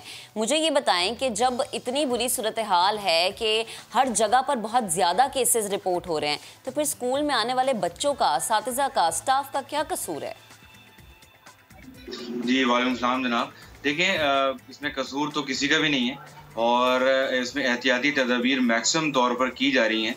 और जहाँ तक बात स्कूल क्लोज होने की है, हमारा हमेशा से मुतालबा ये रहा है कि पर्टिकुलर केसेस जहाँ स्मार्ट लॉकडाउन की तरफ गवर्नमेंट जा रही है तो फिर स्कूल्स को भी स्मार्टली लॉकडाउन की तरफ लेके जाएं। हाँ, ये बात हम ज़रूर मानते हैं कि जहाँ पर केसेस बहुत ज़्यादा बढ़ जाएं वहाँ पर स्कूल्स को भी शट डाउन करना मजबूरी है और करना चाहिए। लेकिन अगर सिर्फ कुछ, जैसे अभी डिसीजन हुआ कि कुछ शहरों को बंद किया गया, इस पर हमने कोई मुखालफत इसलिए भी नहीं की क्योंकि हम समझते हैं कि वहाँ केसेस ज़्यादा हैं। लेकिन अगर सिर्फ उन्हीं शहरों को देखकर पूरे मुल्क को लॉकडाउन कर दिया जाए तो वो गलत होता है, जिसपे हमारा हमेशा से प्रोटेस्ट रहा है। यानी तारिक शाह साहब, इस वक्त अगर फैसले ऐसे लिए जाते हैं कि जिस स्कूल में केस निकलता जाए उसको बंद किया जाए, तो आपको लगता है ये ठीक होगा, या कि आपको लगता है कि इस वक्त जो पूरे मुल्क की सिचुएशन है, स्पेशली हम पंजाब और इस्लामाबाद की जब बात करते हैं, जिस तरह के वहाँ पर केसेस में इजाफा हो रहा है, ज़ाहिर है सिंध में टेस्टिंग कम हो रही है, ऐसे वक्त में अगर 2 हफ्ते के लिए तमाम स्कूल्स को बंद कर दिया जाए तो शायद इसका जो फैलाव है वो कम हो सके, आप इसकी हामी नहीं है? नहीं, देखें, स्कूल बंद करना एक कोई वो एक मेजर्स नहीं है ये, क्योंकि बच्चा तो हर जगह घूम ही रहा है। स्कूल बंद कर देते हैं, वो बच्चा बाहर प्लेग्राउंड में चले जाता है। लेकिन सारा मसला ये है कि अगर आप उस स्कूल में टेस्टिंग करवाएं, उस स्कूल में अगर कोई केस सामने आता है तो उस स्कूल को 2 वीक्स के लिए बंद करें। सर, तो गवर्नमेंट के जो स्कूल्स है, अगर मैं सिर्फ सिंध या फॉर दैट मैटर कराची की बात करूं तो यहाँ पर गवर्नमेंट स्कूल्स में तो टेस्ट हुए हैं, और उसमें हमने ये देखा कि डिस्ट्रिक्ट सेंट्रल में जो स्कूल्स हैं वहां पर 16% पॉजिटिविटी रेशो थी जो टेस्ट किए गए। प्राइवेट स्कूल्स के टेस्ट हुए हैं सर? कोई डाटा है आपके पास कि प्राइवेट स्कूल में चेक किया गया हो? नहीं, मेरे पास तो ऐसा डेटा नहीं है, लेकिन हेल्थ डिपार्टमेंट की टीम स्कूल टू स्कूल जा रही हैं और वो टेस्टिंग कर रही हैं रेगुलर बेसिस के ऊपर। प्राइवेट स्कूल्स के सर टेस्ट हो रहे हैं, आप ये कहना चाह रहे हैं? प्राइवेट स्कूल्स के टेस्ट हो रहे हैं। हेल्थ डिपार्टमेंट की टीम्स प्राइवेट स्कूल्स में आती हैं और 100% टेस्ट करके जाती हैं। तो प्राइवेट स्कूल्स में क्या मामला है सर, अगर आप शेयर कर सकें, किस डिस्ट्रिक्ट में मामला थोड़े खराब है? चूंकि सेंट्रल में मामला ज्यादा खराब हुए थे जो गवर्नमेंट स्कूल्स थे, क्या प्राइवेट स्कूल्स का भी यही मामला है, डिस्ट्रिक्ट सेंट्रल में मामला खराब है? देखिए, ऐसा एग्जैक्ट डेटा मेरे पास नहीं है, लेकिन जो मेरे पास एक रेगुलर डेटा आता है उसमें यही होता है कि प्राइवेट स्कूल्स में नेगेटिविटी ज्यादा है, पॉजिटिव रेशो नहीं है। और अल्लाह का शुक्र ये है कि प्राइवेट स्कूल ने जो SOPs फॉलो किए उससे फायदा हो रहा है। हाँ, इसमें कोई शक नहीं है सर कि स्कूल्स में SOPs तो फॉलो हुई हैं, लेकिन मसला ये हो जाता है कि स्कूल के अंदर SOPs फॉलो होना और उसके बाद ट्रांसपोर्ट सर्विस, घर जाना और घर वालों के एहतियात ना करना, उसकी वजह से कोविड का फैल जाना, ये एक बड़ा अहम मामला होता है। तो इसलिए फिर सवाल उठता है कि स्कूल्स अगर बंद कर देंगे तो शायद ना बच्चा खुदा ना खासा स्कूल से किसी स्टाफ मेंबर से वायरस लेकर हर जगह, बिकॉज बच्चे मोस्टली कैरियर होते हैं, ना वो घर से या किसी और जगह से वायरस लेकर आएगा और किस दूसरे बच्चों में ट्रांसमिट हो या स्टाफ में ट्रांसमिट हो। इसलिए बात हो रही है कि स्कूल्स को बंद करना। लेकिन आप कह रहे हैं कि ये दुरुस्त बात नहीं है कि तमाम स्कूल्स को बंद किया जाए सर, लेकिन एक मामला और भी है। ये कहा जा रहा है कि मुखालिफत शायद सिर्फ इसलिए की जाती है कि हमने अपनी टर्म पूरी करनी है, पहले बहुत हर्ज हो चुके हैं और जब स्कूल्स बंद होते हैं पेरेंट्स फीस अदा नहीं करते, तो इसलिए आप लोग चाह रहे हैं कि टर्म पूरी हो जाए, फीस का मसला ना हो और जो हर्ज है वो भी कवर हो जाए। देखिए, this is one of the factor. ये इसी वजह से नहीं कहते, ये एक फैक्टर में से है कि हमें बच्चों का तालीमी हर्ज बहुत ज्यादा हो गया है। हमारे बच्चे जब ऑनलाइन पढ़ते हैं तो उस हिसाब से जो है उनमें वो लर्निंग आउटकम नजर नहीं आते, जो फिजिकली पढ़ाने में हमें पॉजिटिव रेशो नजर आता है कि बच्चा आराम से पढ़ लेता है। सेकंड चीज ये है कि ये बात बिल्कुल दुरुस्त है कि पेरेंट्स की तरफ से फीस देने का रुझान बहुत कम हो गया है। पेरेंट ने स्कूल्स में फी देने में सीरियसनेस नहीं दिखाई, जबकि और शोबों में देखिए क्या ये फिगर है आपके पास कोरोना के इस माहौल में जब लॉकडाउन हुआ और पेरेंट्स ने फीस नहीं दी उसके बाद कितने बच्चे ऐसे हैं जो आउट ऑफ स्कूल हो गए हैं? आउट ऑफ स्कूल चिल्ड्रन की तादाद जो बढ़ी है, अगर आपके पास कोई फिगर हो इससे मुताल्लिक। 15 to 20% बच्चा हर स्कूल से आउट ऑफ स्कूल हुआ है। जो पूरे हमें एक स्टैटिस्टिक्स जमा की हमने, 15 से 20% बच्चा हर स्कूल के अंदर वापस नहीं आया है, जो कि बहुत ही अलार्मिंग चीज है कि वो घर बैठ गया है, होम स्कूलिंग कर रहा है, या फिर वो नेक्स्ट सेशन का इंतजार कर रहे हैं कि जब कोरोना चले जाएगा तो नेक्स्ट सेशन में हम बच्चों को दोबारा से स्कूलों में एनरोल करेंगे। तो उसकी वजह से जो है वो मामला तो आ रहा है। लेकिन इसके अंदर मैं एक पॉइंट और रेस करना चाहूंगा आपको कि जब हुकूमत पाकिस्तान जो है वो फ्रंट लाइन वर्कर्स को वो जैसे डॉक्टर्स हो गए, जैसे 65 वर्व लोग हो गए, उनको वैक्सीन दे रहे हैं, तो उसमें एक फ्रंट लाइन वर्कर्स हमारे टीचर्स भी हैं जिनको वैक्सीन प्रायोरिटी पे लगाई जाए ताकि वो टीचर्स भी सेफ रहें जो इतने मास लेवल को पढ़ा रहे हो। ये बहुत इंपॉर्टेंट पॉइंट आपने रेस किया सर। तो इससे मुताल्लिक क्या आपकी हुकूमत सिंध से बात नहीं हुई या आप लोगों ने रिक्वेस्ट नहीं की कि ये होना चाहिए? क्योंकि कुछ ममालिक में ये हुआ है कि जिन लोगों का कॉन्टैक्ट ज़्यादा होता है उनको प्रायोरिटी दी जाती है, यानी हेल्थ वर्कर्स के बाद इनको भी प्रायोरिटी होती है। मैं अक्सर ये बात करता हूँ, पोस्टल वर्कर्स हों यानी पोस्टल सर्विस से जो मुंसलिक हैं, जो ग्रॉसरी स्टोर्स पर मौजूद हैं, और फिर टीचर्स और स्टाफ, ये बहुत ज़रूरी है। तो सर ऐसी रिक्वेस्ट की गई है आप लोगों की तरफ से कि इनको प्रायोरिटी पर लगाई जाए? Government of Sindh and government of Pakistan दोनों को लेटर्स लिख दिए गए हैं। अब बस हम रिस्पांस का वेट कर रहे हैं और मैंने ये अपॉर्चुनिटी देखी कि आपके चैनल के तवज्जुह से अगर ये मैसेज चले जाए तो ये जल्दी काम हो सकता है हमारे टीचर्स के। ठीक है। अच्छा तारिक साहब, एक और ज़रा चीज़ समझा दें, क्योंकि जब हम इस्लामाबाद की बात करते हैं तो यकीनन इस्लामाबाद की सूरत हाल कराची से जो मुख्तलिफ है, लेकिन कराची में भी तो केसेस बढ़ रहे हैं। तो यहाँ पर क्या हम ये समझें कि बहुत ही कोई ऐसे SOPs फॉलो कराए जा रहे हैं जो बाहर के ममालिक में होते थे? और हमने देखा कि अब अमेरिका में तो चलें स्कूल्स खुलने की तरफ आ गए, लेकिन पाकिस्तान में वो वाला माहौल नहीं है। ये उस तरीके से SOPs फॉलो हमें भी पता है कि नहीं करवाए जाते। तो फिर इस तरह का कदम उठाने में क्यों ताख़ीरी हरबे आजमाए जाते हैं? नहीं, देखिए बात यह है कि SOPs तो जो भी गवर्नमेंट हमें कह रही है स्कूल्स उसको 100% फॉलो करवा रहे हैं। इवन स्कूल्स जो हैं वो अपने तौर पर भी उन्होंने कोई रूल्स एंड रेगुलेशन बनाए हैं और 50% स्ट्रेंथ आ रही है जिसमें वो वैसे ही डिवाइड हो जाते हैं बच्चे। और कितने फीसद स्कूलों में 50% बच्चे आ रहे हैं सर जी? कितने फीसद स्कूलों में 50% बच्चे आ रहे हैं? 99% स्कूल्स के अंदर 50% स्ट्रेंथ है। जो 1% मैंने आपको मार्जिन बताया है वो स्कूल्स हैं जिनकी स्ट्रेंथ कम थी, क्लासरूम्स बड़ी थी। ठीक है, ठीक है, thank you very much sir, साथ मौजूद थे आप और इससे मुतालिक हमसे बोले थे। तो जनाब जैसा कि वो कह रहे हैं कि 99% स्कूल ऐसे, शुएब आपकी बेटी के स्कूल में ऐसा ही है? नहीं, वो शायद उनका पॉइंट ये वैलिड है कि मेरी बेटी के स्कूल में शायद स्ट्रेंथ वैसे ही कम है, तो क्लास में अगर 8-9 बच्चे होंगे तो वो फिर मैनेज कर लेते हैं बिकॉज वो 4 दिन स्कूल जाते हैं। वैसे ये है कि बच्चों की सेहत को मद्देनजर रखते हुए कुछ अब ऐसे फैसले उठा लेने चाहिए कि कमाने के जराए को अगर ये हम समझ रहे हैं स्कूल है तो उसको थोड़ा पीछे रखते हैं। हम आगे बढ़ते जनाब, वैक्सीन लगवाने के तरीक़ाकार से मुताल्लिक बहुत सारे कम लोग हैं अब भी जिनको पता है कि क्या तरीक़ाकार है, तो हमने सोचा हम आपको बता देते हैं। इस वक्त 60 साल से ज़ायद उम्र के अफराद की वैक्सीनेशन जारी है, यानी जो लोग 60+ हैं। रजिस्ट्रेशन के 2 तरीक़ाकार हैं। पहला तरीका मैं आपको बताती हूँ, वो ये है कि आपने अपना कौमी शनाख्ती कार्ड का जो नंबर है वो 1166 पर भेजना है और इसके बाद आपको बताया जाएगा कि आपका सेंटर कौन सा है, जिसको आप तब्दील करवाने के लिए वेबसाइट पर भी जा सकते हैं। और दूसरा तरीका कि नेशनल इम्यूनाइजेशन सिस्टम की वेबसाइट पर जाकर एक आपने फॉर्म फिल करना है और जो कोड आपको आएगा वो दर्ज करना है आपने, जिसके बाद वहाँ से भी फॉलो किया जा सकेगा। इस वक्त कई सेंटर्स पाकिस्तान में ऐसे मौजूद है जहाँ वॉक इन वैक्सीन भी लगवाई जा रही है क्योंकि रश कम है। लेकिन वॉक इन महक उनको जो 65 प्लस 70 प्लस है। हाँ बिल्कुल। तो जनाब रश की सूरत में जो वक्त मैसेज के जरिए बताया जाएगा उस पर पहुंचकर जहमत से बचा जा सकता है। तो आपकी आसानी के लिए ये बेहतरीन कदम उठाए गए हैं, लेकिन आप की आसानी के लिए इतना कुछ करें तो आप भी थोड़ा कुछ कर दें, क्या एहतियात करें। अच्छा, इसमें मैं ये ऐड करता हूँ, चूँकि मैंने इसको पहले दिन से फॉलो किया कि जैसे ही अनाउंस हुआ कि 60 प्लस लोगों को वैक्सीन लगने, मैंने अपने फादर का ID कार्ड नंबर 1166 पे भेजा। मुझे फ़ौरन से रिस्पॉन्स आया कि जैसे ही मैंने सेंटर तो बता दिया गया, लेकिन साथ ही बता दिया कि जैसे ही डेट आएगी आपको बता देंगे। उसके साथ साथ फिर मैंने फादर इन लॉ, तो ये है कि वो एज वाइज मैसेज आ रहे हैं। एज का होना बहुत ज़्यादा मैटर करता है जनाब। तो जनाब आगे बढ़ते हैं, कोरोना की तीसरी लहर है, तीसरी वेव है ये, और हमें कोरोना वायरस के 1863 नए केसेस रिपोर्ट हो रहे हैं। अब तो खैर महक कल तो 2000 प्लस केसेस पंजाब में रिपोर्ट हुए हैं। बढ़ गए। तो जनाब 8 अमवात भी रिपोर्ट हुई हैं। लाहौर में कोरोना के 1153 केसेस रिपोर्ट हुए हैं। इसी पर बात करने के लिए हमारे साथ मौजूद हैं डॉक्टर यास्मीन राशिद साहिबा। डॉक्टर साहिबा बेहद शुक्रिया आपके वक्त का। वज़ीर आला पंजाब, काबीना वगैरह, और आपको वैक्सीन कब लग रही है? वो लोग जो कि 60 प्लस हैं उनको और आप लोगों को वैक्सीन, क्या आप लोग पहली तरजीह में शामिल हैं? ये यहाँ पर भी यही है कि 60 प्लस जो है पहले उसको लगेगी, बाद में बाकी लोगों को लगेगी? देखिए मेरा ख्याल है सबसे पहले तो जिस तरह बुज़ुर्गों के बारे में ऑलरेडी गवर्नमेंट ने कहा है कि वो लोग जो 60 साल से ज़्यादा उम्र के हैं वो अपने आप को रजिस्टर करवाएं, और 70 साल से जो ज़्यादा उम्र के लोग हैं वो अपने आप को डायरेक्टली आके, यानी अगर उनके पास पिन कोड भी नहीं है तो वो तशरीफ़ लाएँ एक्सपो सेंटर और अपने आप को वैक्सीन लगवाएं। तो बहुत सारे लोग जो इस उम्र की कैटेगरी में आ रहे हैं उनको वैक्सीन लग रही है।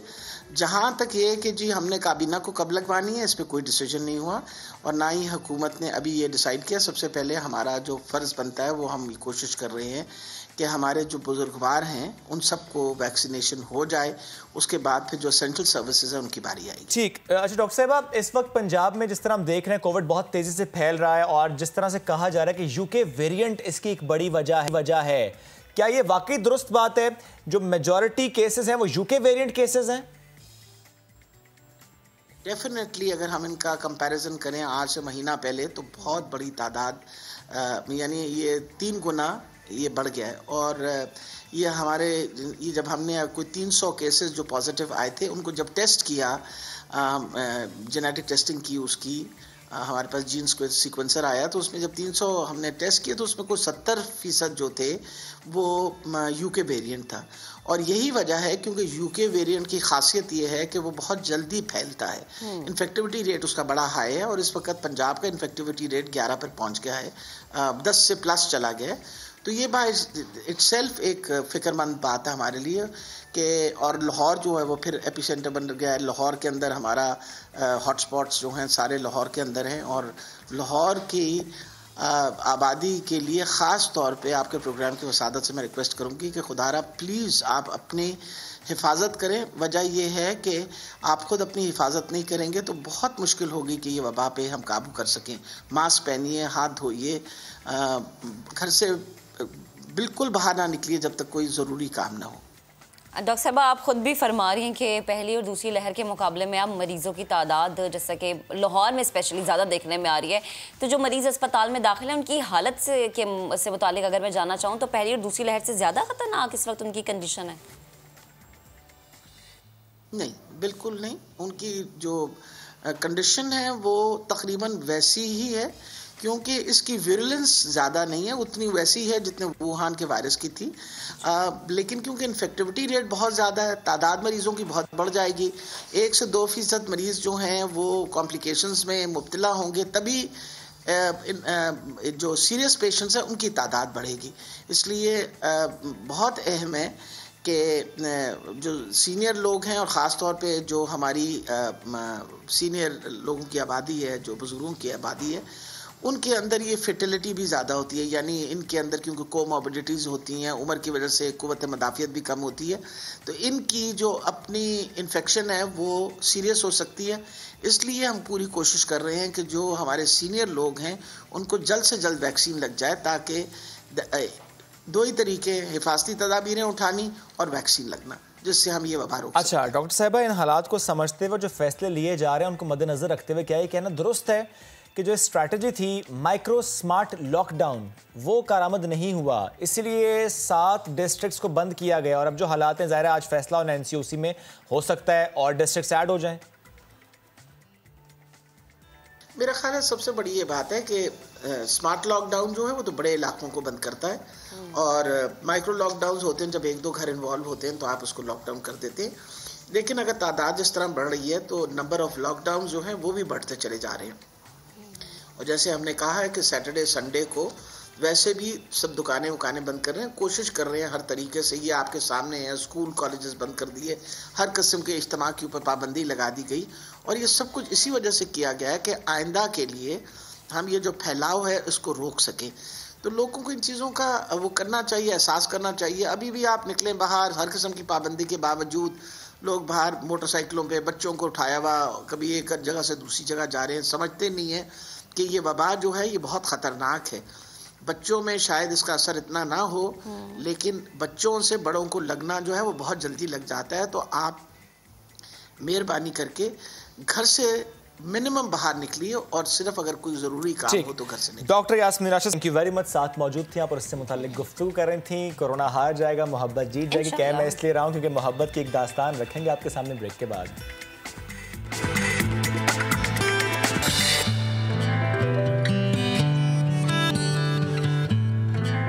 चेयरमैन सेनेट का इलेक्शन इस्लामाबाद हाई कोर्ट में चैलेंज कर दिया। मौक़िफ़ इख्तियार किया है कि यूसुफ रजा गिलानी के 7 वोट गैर कानूनी तरीके से मुस्तरद किए गए हैं। मुस्तरद वोटों को मंजूर करके चेयरमैन सेनेट करार दिया जाए। इसी पर बात करेंगे अपने नुमाइंदे शहजाद अली ने हमें ज्वाइन किया। शहजाद बताएगा दरख्वास्त में मजीद क्या मौक़िफ़ अपनाया गया है?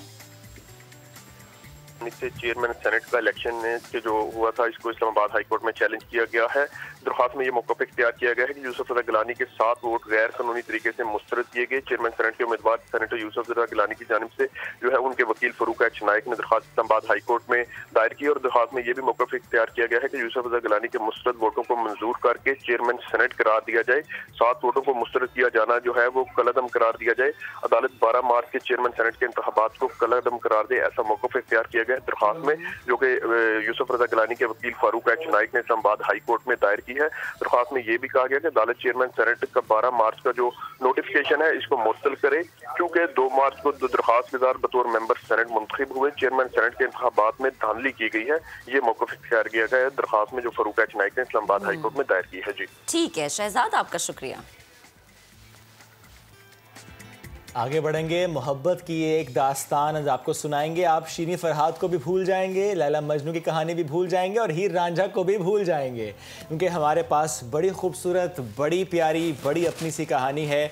इस कहानी में लड़का ये हादसे में दोनों बाजुओं से और एक टांग से महरूम हुआ, लेकिन मोहब्बत ने साथ ना छोड़ा। उस लड़की ने शादी करने का वादा पूरा किया, यानी साथ निभाने का जो कहा था, जो वादा किया था वो निभाया, पूरा किया।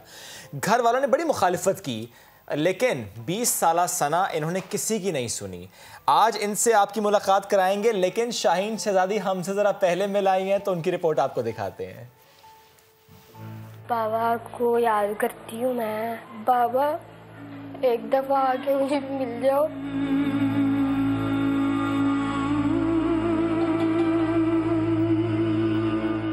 20 साला सना जिंदगी के उस दोराहे पर खड़ी है जहां इसने शादी करके अपनी आसूदगी को दाऊद पर कुर्बान तो किया, मगर लाड प्यार से पालने वाले बाप को भी नाराज कर दिया।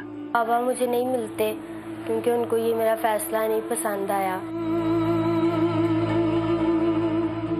सना की बाप और शौहर में बटी मोहब्बत की कहानी कुछ यूं है कि 1 साल पहले दाऊद से इसका रिश्ता कायम हुआ, मगर बदकिस्मती से शादी से पहले ही करंट लगने से दाऊद की एक टांग और दोनों बाजू छिन गए। मगर वालिद की जानिब से रिश्ता तोड़ने के इसरार के बावजूद सना डटी रही। कुछ औरतें होती हैं कि छोटा सा भी कोई हादसा हो जाए छोड़ के चली जाती हैं, छोटी सी लड़ाई हो जाए तो मतलब अपने रिश्ते तोड़ देती हैं।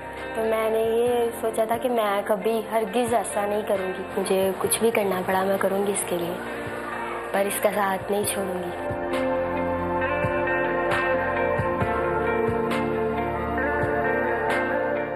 सना ने मुझे इस हालत में कबूल किया है कि जिस हालत में मुझे दुनिया भी कबूल नहीं कर सकती।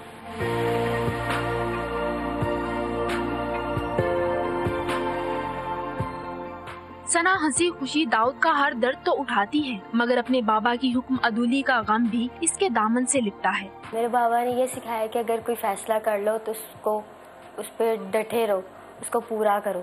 तो मैंने ये फैसला किया था कि मैं दाऊद के साथ शादी करवाऊंगी। बेटी और बाप के इख्तलाफ में मोहब्बत नजर आती है तो सना की जानिब से शौहर के साथ वफादारी भी एक मिसाल है। सना और दाऊद की लाजवाल मोहब्बत की कहानी ने यही साबित किया है, जिन्हें निभाना हो वो हर हाल में निभा जाते हैं और जिन्हें छोड़ना हो वो मजबूरी हालात का रोना रोकर छोड़ जाते हैं। कैमरामैन मोहसिन इकबाल के साथ शाहीन शहजादी, समा, लाहौर।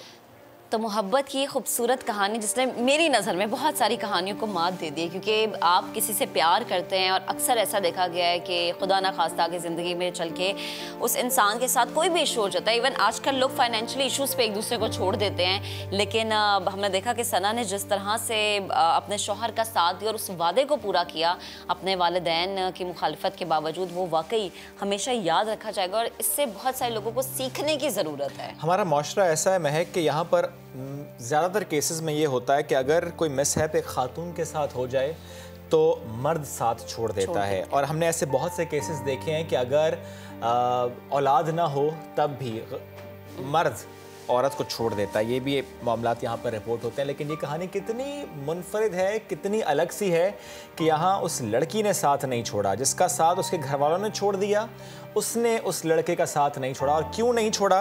क्योंकि जो वादा किया था ज़रा उसमें उस वक्त फैमिलीज़ इन्वॉल्व हुई थी। ये बेशक पसंद की शादी थी, लेकिन फैमिलीज़ का इन्वॉल्व होना और फिर कहना कि ठीक है जी मामलात को आगे लेकर चलते हैं और शादी करेंगे, तो जब इस डायरेक्शन में मामला चल पड़ते हैं और वो लड़की हो या लड़का, वो फिर ज़हनी तौर पर, क़ल्बी तौर पर अटैच हो जाते हैं उस शख्स के साथ, वो अटैचमेंट छोड़ना बहुत ज़्यादा मुश्किल हो जाता है। तो ये मिसाली जोड़ा इस वक्त हमें ज्वाइन कर चुका है, सना और दाऊद दोनों हमारे साथ मौजूद हैं। अस्सलाम वालेकुम सना, गुड मॉर्निंग, कैसी हैं आप? वालेकुम अस्सलाम, जी बिल्कुल ठीक।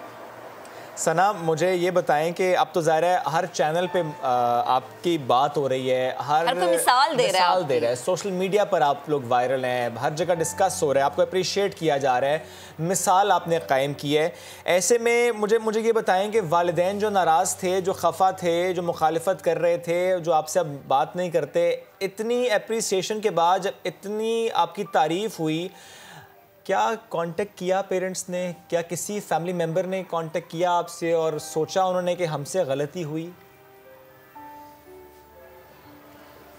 जी नहीं, अभी तक तो नहीं उन्होंने किया, तो मैं यही चाहती हूँ कि वो करें। और अगर आपके वालिद आपको सना इस वक्त सुन रहे हों, ज़ाहिर है बेटी की अटैचमेंट अपने वालिद से बहुत ज़्यादा होती है, क्या कहना चाहेंगे अपने वालिद साहब को?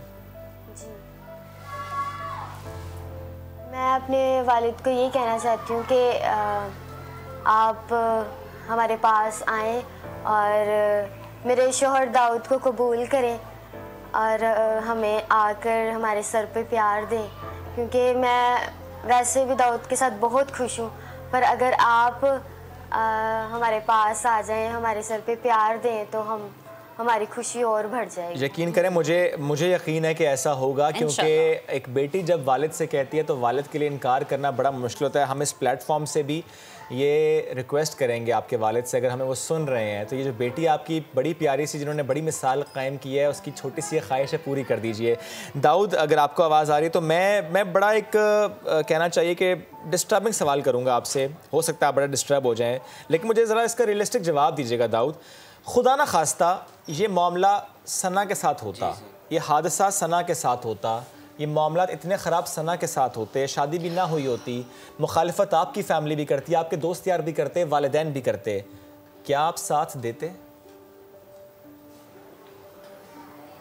जी सर, ज़रूर देता, और मेरी तो कोशिश ये होती कि मेरे खुद के बाजू उतर के इसे लग जाएं, जान तक दे देता सर जी, जैसे इसने किया ऐसे ही मैं करता। क्या बात है, ये इसका मतलब है सना जो आपने फिर कदम उठाया वो बिल्कुल दुरुस्त था, क्योंकि नहीं आपको कभी भी जिंदगी नहीं होना चाहिए कि ठीक है माँ बाप का ना मिलना या वालिद साहब का कबूल ना करना वो एक अलग चीज़ है, लेकिन जब आपका शौहर आपसे मुतमईन है या आप अपने शौहर से मुतमईन, इससे बड़ी मुझे नहीं लगता ज़िंदगी में कोई खुशी हो सकती है। सना मुझे ये भी बताएं कि जो दाऊद के वालिदैन हैं वो कभी कहते हैं कि ठीक है बेटा बाप नहीं मिलता माँ नहीं मिलती लेकिन हम तुम्हारे लिए मौजूद है।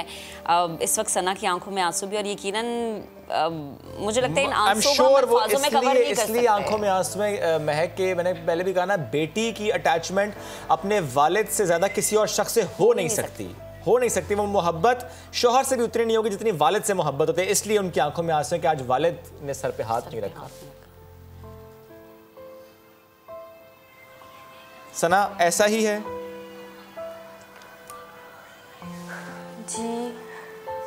और मुझे दाऊद के मामा पापा कमी महसूस नहीं होने देते, बहुत ज़्यादा प्यार करते हैं और मैं भी यही चाहती हूँ।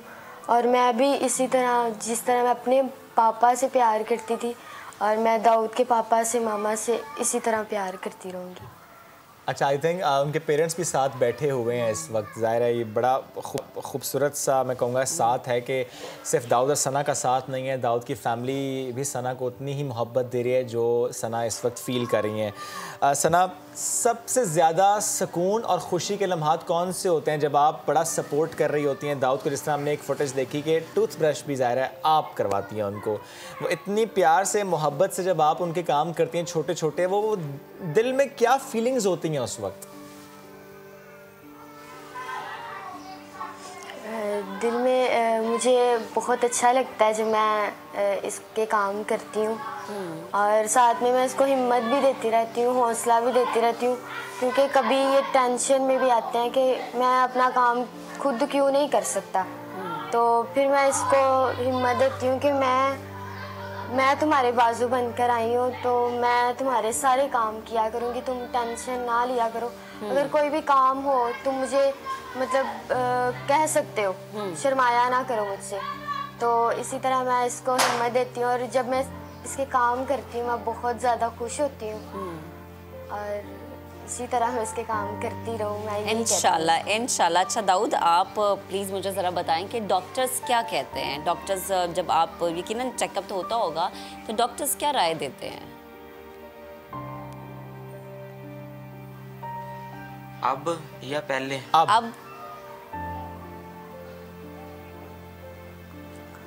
अभी तो डॉक्टर्स यही कहते हैं कि बेटा आप अपना अभी ख्याल रखो, मेडिसिन वगैरह भी जारी हैं, तो कहते हैं कि बेटा दिल नहीं छोड़ना, आपके बाजू भी लग जाएंगे, टांग भी लग जाएगी, लेकिन जान हम नहीं डाल सकते, तो आपने दिल नहीं छोड़ना, यही कहते हैं डॉक्टर्स। काफ़ी अच्छे हैं, काफ़ी प्यार करते थे उधर, मुझे मायूस नहीं थे होने देते, हौसला अफजाई करते रहते थे मेरी।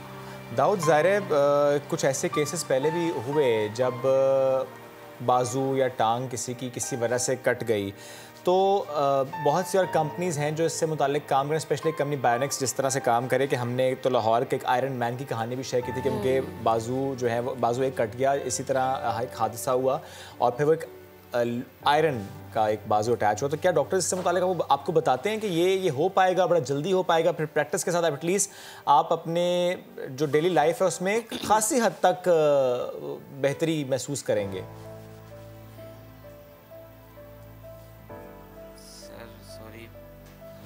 मैं दाऊद आपसे पूछना ये चाह रहा हूँ कि जैसे आपने कहा ना कि डॉक्टर्स के पास आप जाते हैं, उन्होंने कहा है कि टांगें और बाजू आर्टिफिशियल लग जाएंगी, जान नहीं डाल सकेंगे, लेकिन ये मामला कितनी जल्दी हो पाएगा, इससे मुताल्लिक क्या आपको वो बताते हैं? और क्या, क्योंकि ज़ाहिर है ये एक पेचीदा के साथ साथ महंगा अमल भी होता है, तो क्या इससे मुताल्लिक कोई मसाइल दरपेश हैं आपको?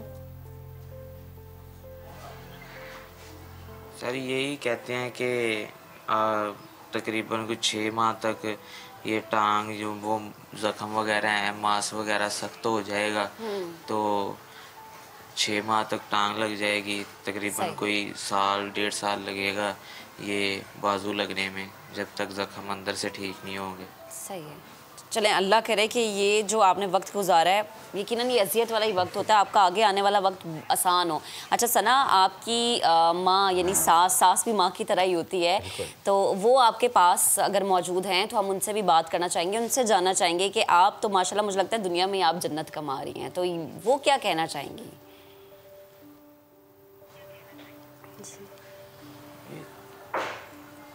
आप बेशक खुद ही सवाल कर लीजिए सना, उनसे माइक उन्हें दे दीजिए।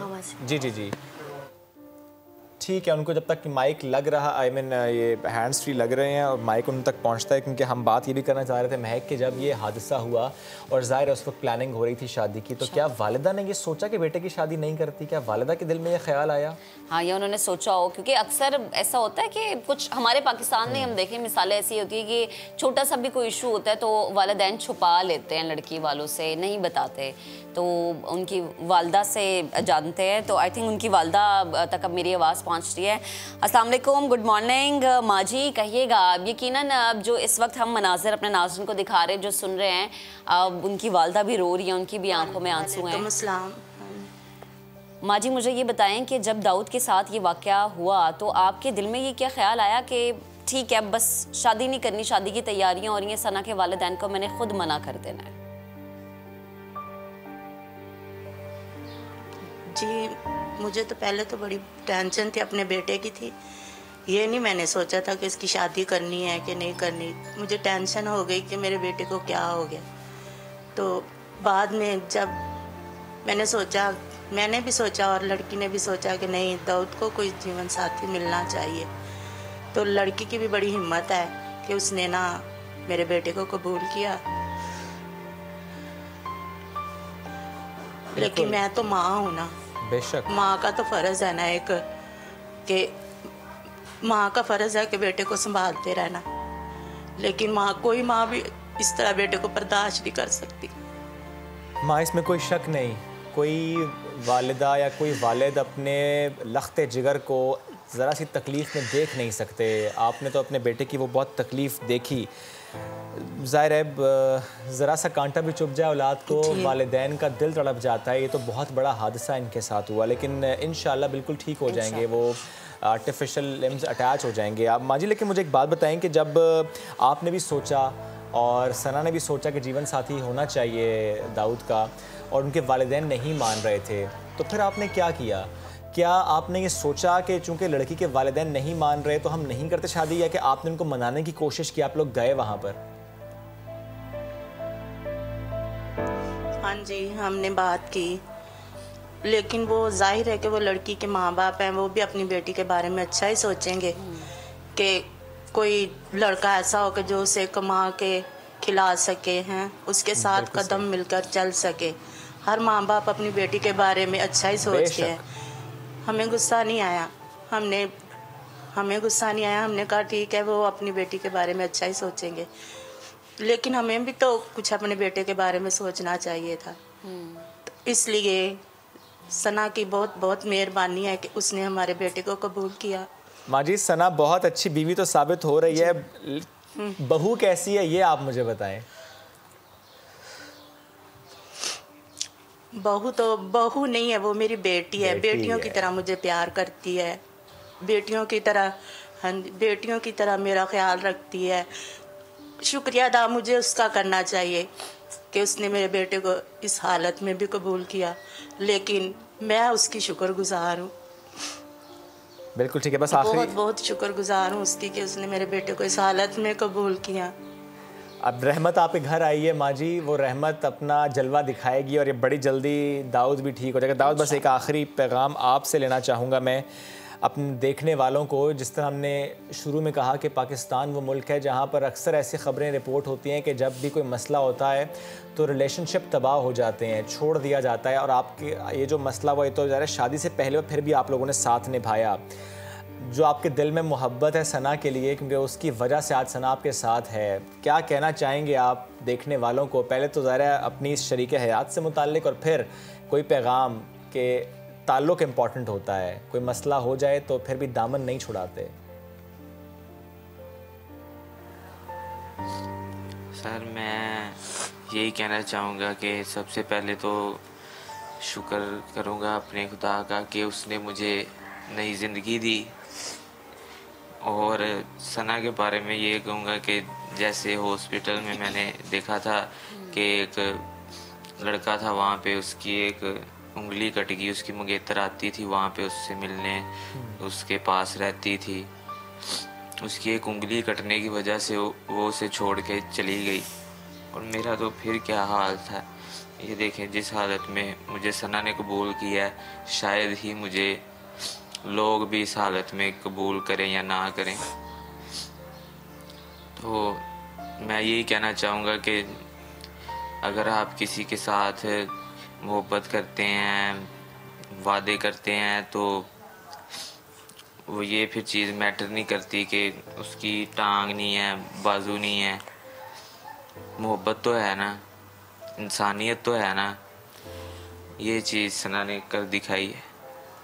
खुश रहें दाऊद, खुश रहें सना आप। और मिसाल तो आपने कायम की। हमारी ये भी दुआ है कि जो आपके दिल में एक कसक है, जो एक दिल में तड़प है कि वालिदैन भी मान जाएं, तो अल्लाह करे कि ऐसा हो। आमीन आमीन। और अगर सना के वालिद साहब देख रहे हैं तो मैं तो यही कहना चाहूँगी कि बेटियों से ज़्यादा देर नाराज़ नहीं रहा जा सकता। आप 1 साल रह लेंगे, कुछ महीने रह लेंगे, लेकिन बेटियाँ वालिदैन के, खुसूसन वालिद के जिगर का तो टुकड़ा होती हैं, उनसे आप ज़्यादा देर दूर नहीं रह सकते। तो नाराज़गी छोड़ दें, गले लगा लें। हमें नहीं पता हमारी ज़िंदगी कितनी है। बेहद शुक्रिया, दाऊद और सना हमारे साथ मौजूद थे, तो हमसे बात कर रहे थे। और अब आगे बढ़ जाते हैं। और बार बार हमें कहा जा रहा है ब्रेक ले लें, ब्रेक ले लें जी। तो ब्रेक के बाद हाजिर होते हैं जी, हमारे साथ रहिएगा।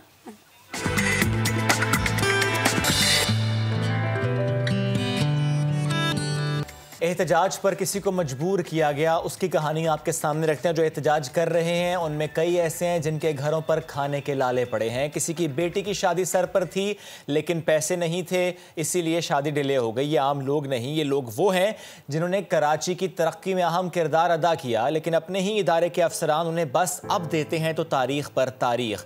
KMC के रिटायर्ड मुलाजिमीन अपने वाजिबात के लिए KMC ऑफिस के चक्कर लगा रहे हैं। ये मुश्किलात उनकी बढ़ती चली जा रही हैं, हल होगा तो कैसे, इस पर बात करेंगे। एडमिनिस्ट्रेटर कराची भी हमें ज्वाइन करेंगे, लेकिन उससे पहले इस मामले पर गुफ्तगू करने के लिए मोहम्मद अली हफीज ने ज्वाइन तो किया, लेकिन उनकी रिपोर्ट आपको दिखाएंगे।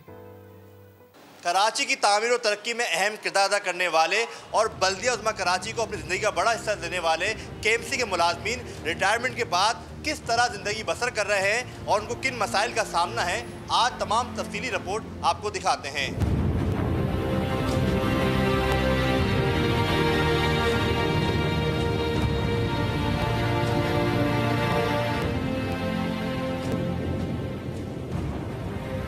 तकरीबन 1 साल हो गया मुझे चक्कर काटते हुए यहाँ पर। 1 साल हो गया है।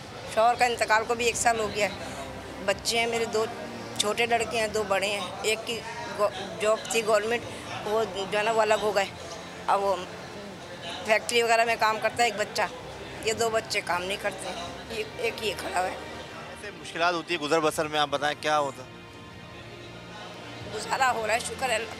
अल्लाह से मांगते हैं, बंदे से तो नहीं मांगते। अल्लाह से ही मांगते हैं, अल्लाह ही पूरा करता है। 1000 रुपये तो किराए के लग जाते हैं। तो अब ये कि आना जाना भी मुश्किल है। हम कहते हैं बस हमारा जो पैसे रुके हुए वो हमें मिल जाए और हमें टाइम दे दें कि कब तक होगा, फिर हम एक दफ़ा आएँ और अपना काम करके चले जाएँ। हमें बार बार आना अच्छा नहीं लगता कि हम बाज़ारों में, रोडों पे धक्के खाते फिरें, हमें अच्छा ही नहीं लगता आना। हम अपने घर में रहना चाहते हैं।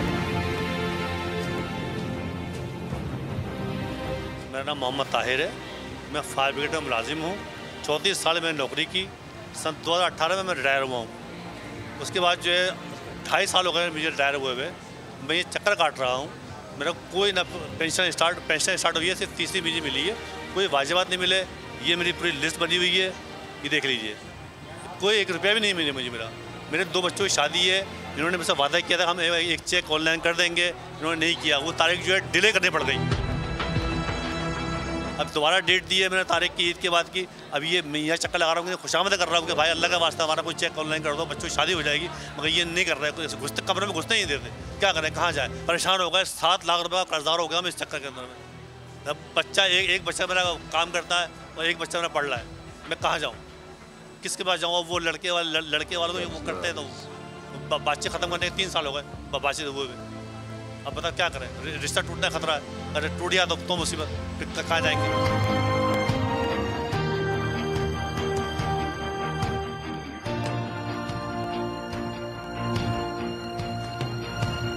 मालूम होता है यहाँ जुल्म की इंतहा है। अभी हम सुबह के आए हुए हैं तकरीबन 10 बजे के, तो स्टाफ वालों ने हमें अंदर नहीं जाने दिया, बाहर निकाल दिया कि आज हमारे 2 अफसर नहीं आए हैं, तो आप बाहर जाएं, अफसर आएंगे तो फिर आप आना।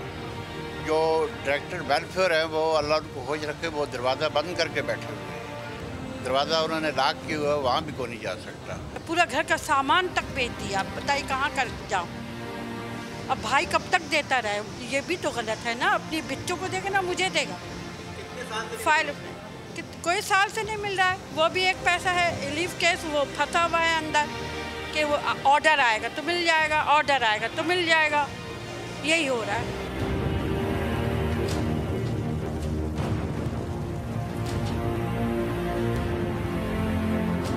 मेरा नाम शेर मोहम्मद है। मैं केएमसी एजुकेशन डिपार्टमेंट डायरेक्टर के पास से रिटायर हुआ हूँ। मुझे 2 साल हो गए हैं, अभी तक कुछ नहीं मिला। गुजर बसर बहुत मुश्किल हो रहा है। अभी मैं कर्जदार हूँ 7 लाख के करीब।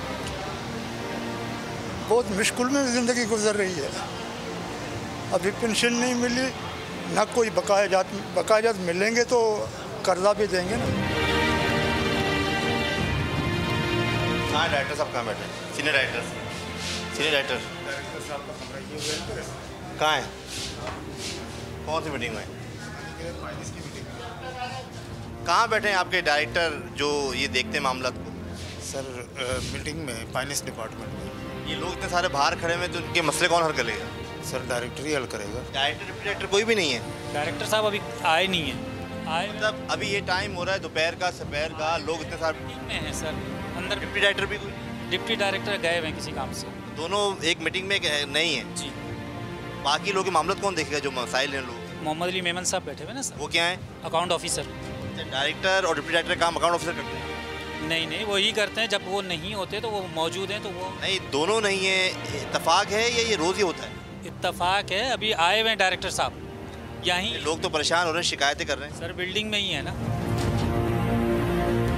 नाम क्या है? मेमन साहब ये फरमाइएगा कौन है अभी? डायरेक्टर साहब, डिप्टी डायरेक्टर साहब कोई भी नहीं है। ये लोगों के मसाइल कौन सुनेगा, कौन देखेगा? बैठो जी, हम सुनेंगे, हम बैठे हुए हैं। क्या मसले मसाइल क्या हैं यहाँ पर? कितने लोग हैं जिनके पेंशनर के मामला हैं? कितने रिटायर्ड मुलाजिम के वाजबात की अदायगी का मामला है? भाईजान जैसे कि हम हर महीने पेंशन पहली तारीख को भेज देते हैं। किसी की पेंशन अगर नहीं मिलती तो जो जाहिर बात है, हमारे पास समथिंग तकरीबन 21,000 पेंशन है। अभी वाजबात कितने मुलाजमीन रिटायर हुए हैं जिनके वाजबात रहते हैं, जो देने हैं, जिनको 1 रुपया भी नहीं दिया गया?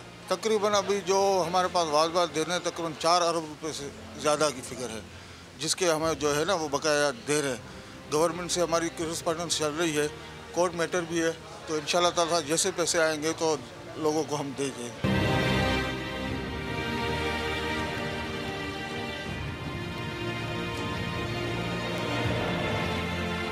आंखों में आंसू हैं, लब पर फरियाद है। केएमसी के रिटायर्ड मुलाजमीन अरबाब इख्तियार से मुतालबा करते हैं कि इनके वाजबात जल्द से जल्द अदा किए जाएं ताकि इनकी ज़िंदगी से मुश्किलात का खात्मा हो सके। कैमरामैन मोहम्मद कामरान के साथ मोहम्मद अली हफीज़, समा, कराची। तो अली हफीज़ की रिपोर्ट हमने आपको दिखाई है और हमारे ये दबंग रिपोर्टर इस वक्त हमारे साथ स्टूडियोज़ में भी मौजूद है। अस्सलाम वालेकुम अली, गुड मॉर्निंग। कैसे हैं आप? ठीक, आप बताएं। अली रिपोर्ट हमने दिखाई है, आपने जो वहाँ पर हालात देखे, जो मनाज़िर देखे, जाहिर सी बात है फील्ड में होते हैं, आपका एक्सपीरियंस ज़्यादा है, आपको क्या लगता है क्या होगा फिर आगे? आप देखिए, शहर का सबसे बड़ा बल्दियाती इदारा है बल्दिया उज़्मा कराची, इसको केएमसी भी कहते हैं। यहाँ से शहर में माजी में जो है कराची जब तरक्की कराची ने की तो ये इस इदारे का अहम किरदार था। यकीनन जब इदारे का किरदार था तो मुलाजमीन का भी अहम रोल था। अब वो मुलाजमीन जब रिटायर हो गए, सरकारी कोई भी मुलाजिम हो, जब वो रिटायर हो जाता है तो उसकी यही होता है दिल में कि भाई उसको रिटायरमेंट के बाद वाजबात मिलेंगे ताकि उसका जो ज़िंदगी आने वाली ज़िंदगी है वो आसानी उसमें पैदा हो सके। लेकिन केएमसी के रिटायर्ड मुलाजमीन वहाँ पर जो है, उनका जो हेड ऑफिस है केएमसी में, वेलफेयर डिपार्टमेंट, उसके बाहर ऐसे हमने मनाजिर देखे, रिकत आमेज़ मनाजिर, दिल को तकलीफ़ देने वाले मनाजिर, कि एक बुज़ुर्ग खातून हैं जो न्यू कराची से अपने बेटे के साथ आ रही हैं। वो कह रही हैं कि उनके पास जो है बहुत उनको मसाइल होते हैं यहाँ आने में, चक्कर वो काटनी 2 बरस से जो है उनको वाजबात की मद में उनके शौहर KMC में थे, 1 रुपया नहीं मिला।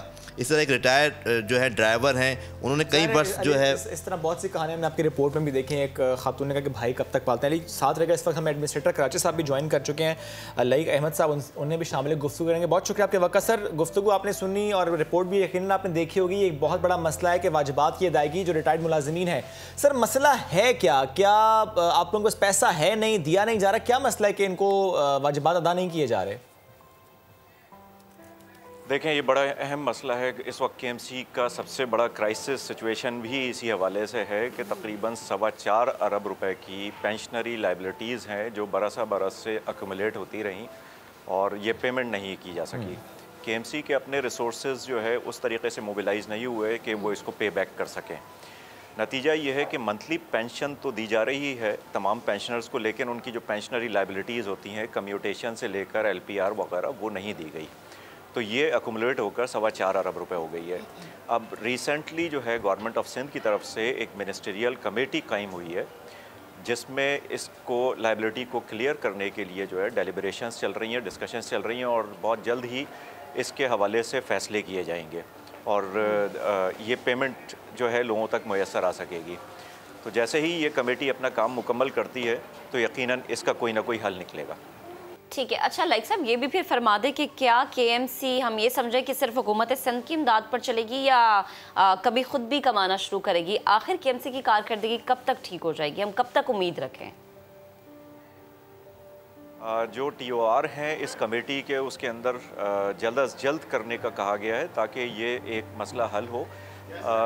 एक मीटिंग प्रिलिमिनरी हो चुकी है इस हवाले से और मोडालिटीज़ कई सारे मॉडल्स देखे जा रहे हैं कि किस तरीके से इस पेमेंट को करें और आगे KMC की सस्टेनेबिलिटी, फाइनेंशियल वायबिलिटी के ऊपर भी काम चल रहा है। जो अपने रिसोर्स मोबिलाइजेशन के हवाले से काम चल रहा है उसके अंदर MUCT के जो बिल्स हैं वो इस वक्त डिस्ट्रीब्यूशन में हैं और उसका इम्पेक्ट आना है। साथ में जो मार्केट्स हैं उसको डिजिटाइज़ करने की कोशिश की जा रही है कि कहाँ कहाँ पर हम रेंटल वैल्यू ले सकते हैं, उसको एनहांसमेंट की बात कर सकें। इसी तरह जो पेट्रोल पंप्स हैं जो दिए हुए हैं KMC ने दीगर लोगों को, हॉक्स बे के ऊपर हट्स हैं, इस तरह के बहुत सारे एवेन्यूज़ हैं। पार्किंग के हवाले से है, उसके चार्ज जो किया जाता है।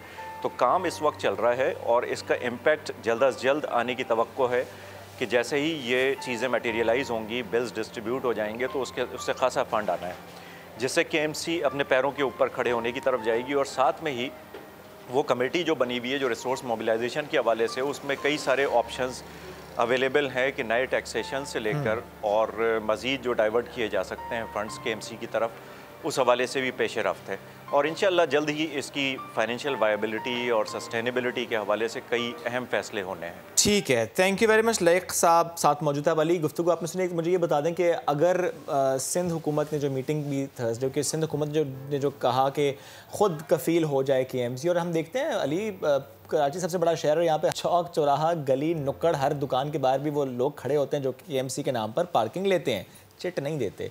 तो अगर वो चीज़ें बड़ी स्ट्रीमलाइन हो जाएं और वो जो भी पैसा जा रहा है और पार्किंग के ही सारा पैसा KMC को जाए तो ये मसला ख़त्म नहीं हो जाएगा?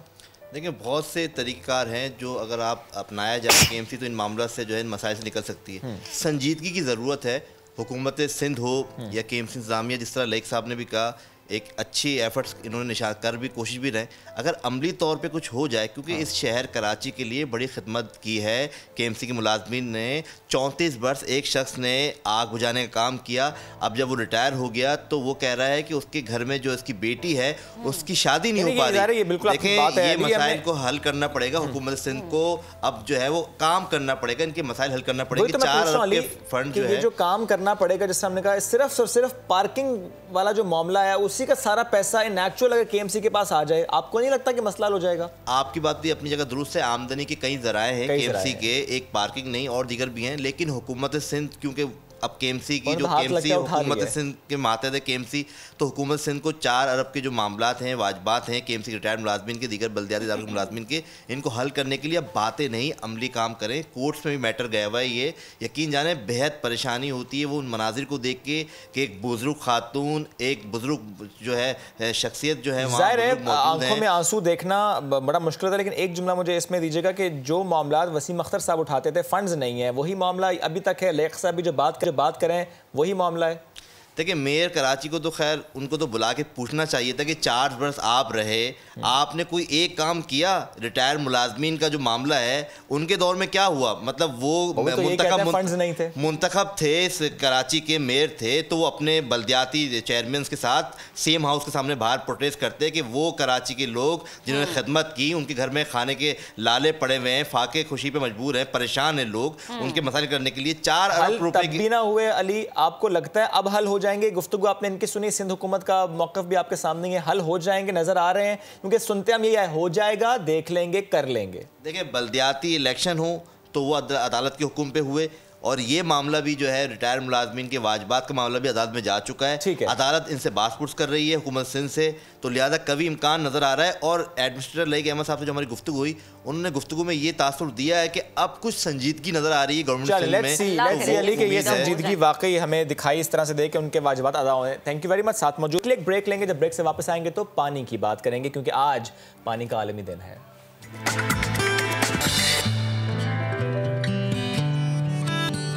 करें उस माहौल में करें जब बार बार कहा जाता है कि 15 सेकंड तक साबुन से हाथ धोने, ऐसे में नलका बंद करना होता है ताकि पानी बच जाए, क्योंकि पानी चला जाएगा तो जिंदगी कैसे रह जाएगी। इसी पर बात करने के लिए वाटर एक्सपर्ट मोहम्मद नवाज साहब ने हमें ज्वाइन किया इस्लामाबाद से। मोहम्मद नवाज साहब, गुड मॉर्निंग। अस्सलाम वालेकुम। वालेकुम अस्सलाम। नवाज साहब, हर साल एक थीम होती है, तो इस साल है वैल्यूइंग वाटर। थोड़ा सा प्लीज एक्सप्लेन कीजिएगा क्या सिग्निफिकेंस है इस थीम की? जी बहुत शुक्रिया शुएब। हर साल अक़वाम मुत्तहिदा 22 मार्च को पानी का आलमी दिन मनाता है और उसके लिए एक ख़ास टॉपिक रख देता है। इस साल वैल्यूइंग वाटर का टॉपिक चुना गया है। उसका बुनियादी मकसद ये है कि पानी हम में से हर एक इंसान के लिए पानी की अहमियत मुख्तलिफ होती है। आप अगर किसान है तो आपके लिए पानी खुराक है, आपके लिए पानी जो है वो फूड सिक्योरिटी है। अगर आप घर में हैं तो आपके लिए सफाई के लिए पानी का इस्तेमाल है। आप अगर एनवायरमेंटलिस्ट है, आप इकोलॉजिस्ट है, तो इन सब सिटिंग्स में पानी की अहमियत लोगों के लिए मुख्तलिफ होती है। अब मैं यहाँ पे एक बात वाज़ेह करूँ कि एक वैल्यू होता है, एक प्राइस। तो वैल्यू जब हम कहते हैं, वैल्यू का मकसद ये है कि आपको पानी से आपको फ़ायदा कितना पहुँच रहा है जी। प्राइस ये है कि आप एक्चुअली कितना पे कर रहे हैं। तो यहाँ पे सारी जो बात इस साल हो रही यही है कि हम समझे कि हमारी ज़िंदगी में पानी की अहमियत क्या है, और फिर जब हम एक दफ़ा ये बात समझेंगे तो फिर नेक्स्ट स्टेप ये होगा कि हम किस तरह अपनी जिम्मेदारियाँ पहचाने कि हम जहाँ भी हो हम पानी की बेहतर इस्तेमाल के लिए कोशिश करें। जैसे नवाज साहब, आज नहीं बल्कि हर रोज़ यही पैगाम दिया जाता है मुख्तलिफ तरीक़ों से कि पानी को आप ज़ाया ना करें, जितना आप इस्तेमाल में ला सकते हैं उतना लाएं, बाकी आप सेव करें। अच्छा मुझे बताएं, पाकिस्तान को पानी से मुतालिक जो मसाइल हैं वो कौन कौन से मसाइल हैं? क्योंकि 85% हमारी आबादी ऐसी जिससे साफ़ पानी मुयसर नहीं होता पीने का, तो इन मामलात पर हम कैसे काबू पा सकते हैं? जी ये बड़ा अहम सवाल है। पानी के जितने भी मसाइल है वो सिर्फ गरीब मुल्कों के लिए नहीं है। आज आप देखें कि अमेरिका में सबसे बड़ा इशू जो है, जो वेस्टर्न यूनाइटेड स्टेट्स है, वहाँ पे काफ़ी मसाइल आ गए हैं। यूरोप में है, ऑस्ट्रेलिया में है। पाकिस्तान की जहाँ तक मसाइल का इश्यूज़ है पानी का, उसमें 2-3 में उसके एस्पेक्ट्स को बयान करूँ। सबसे पहले तो रीजनल सतह पे आप देख ले तो हमारी तकरीबन 78% पानी जो है वो बॉर्डर के उस तरफ से अंदर आ जाती है, हिंदुस्तान से, कुछ चाइना से और बाकी अफ़गानिस्तान से। तो एक तो ये डिपेंडेंसी रेशो हो गया। दूसरा इशू ये है कि पाकिस्तान एक खुश्क या नीम खुश्क आप उसको कह सकते हैं, arid to semi arid country है, जहाँ पे सालाना 240 मिलीमीटर एवरेज बारिश होती है। तो ये पानी जो है नाकाफ़ी है किसी भी इस्तेमाल के लिए पाकिस्तान में। लेकिन खुशकिस्मती ये है कि हमारे पास कराकोरम और हिंदुकुश और हिमालय के पहाड़ है, तो वहाँ से पानी आता है और नीचे हम उसको इस्तेमाल करते हैं। इशू क्या है, चैलेंज ये है कि हमारा 80% पानी है जो पाकिस्तान को आता है अवेलेबल, वो सिर्फ 3 महीनों में, जुलाई से सितंबर तक, और बाकी 9 महीने सिर्फ 20% पानी हमें अवेलेबल होता है। तो एक तो ये इशू आ गया जिसके लिए हमें स्टोरेज की ज़रूरत है।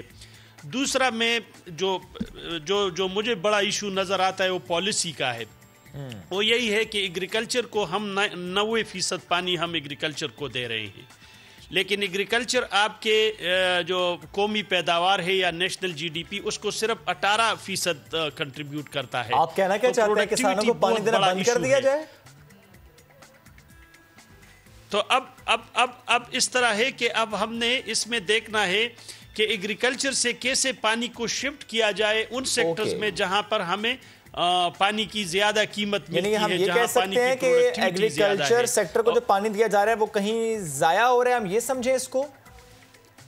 हाँ, उसके मुख्तलिफ एस्पेक्ट से एक तो ये है कि आप ऐसे क्रॉप्स, फॉर एग्जांपल आप गन्ना उससे काश्त कर रहे हैं जिसका पानी का इस्तेमाल बहुत ज़्यादा है, ठीक है। दूसरी बात यह है कि आप नहरी निज़ाम से ओपन चैनल्स में पानी ले जाते हैं तो इवापोरेशन, क्योंकि हमारी तो गर्म इलाका है, इसमें काफ़ी बुखारात उठ जाते हैं। और तीसरी बात, कुछ ज़मीन में अंदर जाते हैं जिसको हम बाद में इस्तेमाल भी कर सकते हैं। लेकिन एग्रीकल्चर में आपको एज अ होल कह रहा हूँ कि इसको हम इतना पानी दे रहे हैं कि ये हमें वापसी पे इतना कंट्रीब्यूट नहीं कर रहा है। बिल्कुल ठीक है, ये पॉइंट आ गया। मिसाल दे दूं, सर मिसाल भी दीजिएगा, साथ ही एक सवाल ले लीजिएगा कि एक अहम मामला इंडस वाटर ट्रीटी वाला भी तो है, इसको कैसे मैनेज किया जा रहा है? क्योंकि हम अक्सर ये सुनते हैं ना, पानी रोक लिया और पानी छोड़ दिया। तो ये जो खित्ते का मसला है, इससे मुताल्लिक पाकिस्तान क्या इससे सही तरीके से नबर्द आजमा हो रहा है, या इंटरनेशनल इदारे सही रोल अदा कर रहे हैं इसको मैनेज करने के लिए? जी, उसका तो ये है कि हमारा हिंदुस्तान के साथ 1960 में मुआहिदा साइन हुआ है, इंडस वाटर ट्रीटी। तो उसके ज़रिए से तो हम दोनों मुल्क, बल्कि आज अगर आपको मैं बताऊं, आज भी पाकिस्तान का वफद गया है, जा रहा है हिंदुस्तान। हर साल हम एक दूसरे से बैठते हैं, तो इंटरनेशनल इश्यूज़ हैं और उसके लिए हमारा एग्रीमेंट है। हालांकि हम उन चंद मुल्कों में आते हैं जिनके बाकायदा एग्रीमेंट साइन हुए हैं। अनफॉर्चुनेटली अफ़गानिस्तान के साथ अभी साइन नहीं हुआ है, लेकिन इंडिया के साथ हमारा है। अब उसमें कुछ इश्यूज़ अभी आ गए, क्योंकि वो आपको पता है 1960 में साइन हो गया है। उसमें पोल्यूशन का इशू नहीं था, उसमें क्लाइमेट चेंज का इशू नहीं था, उसमें सैलाब का इशू नहीं था।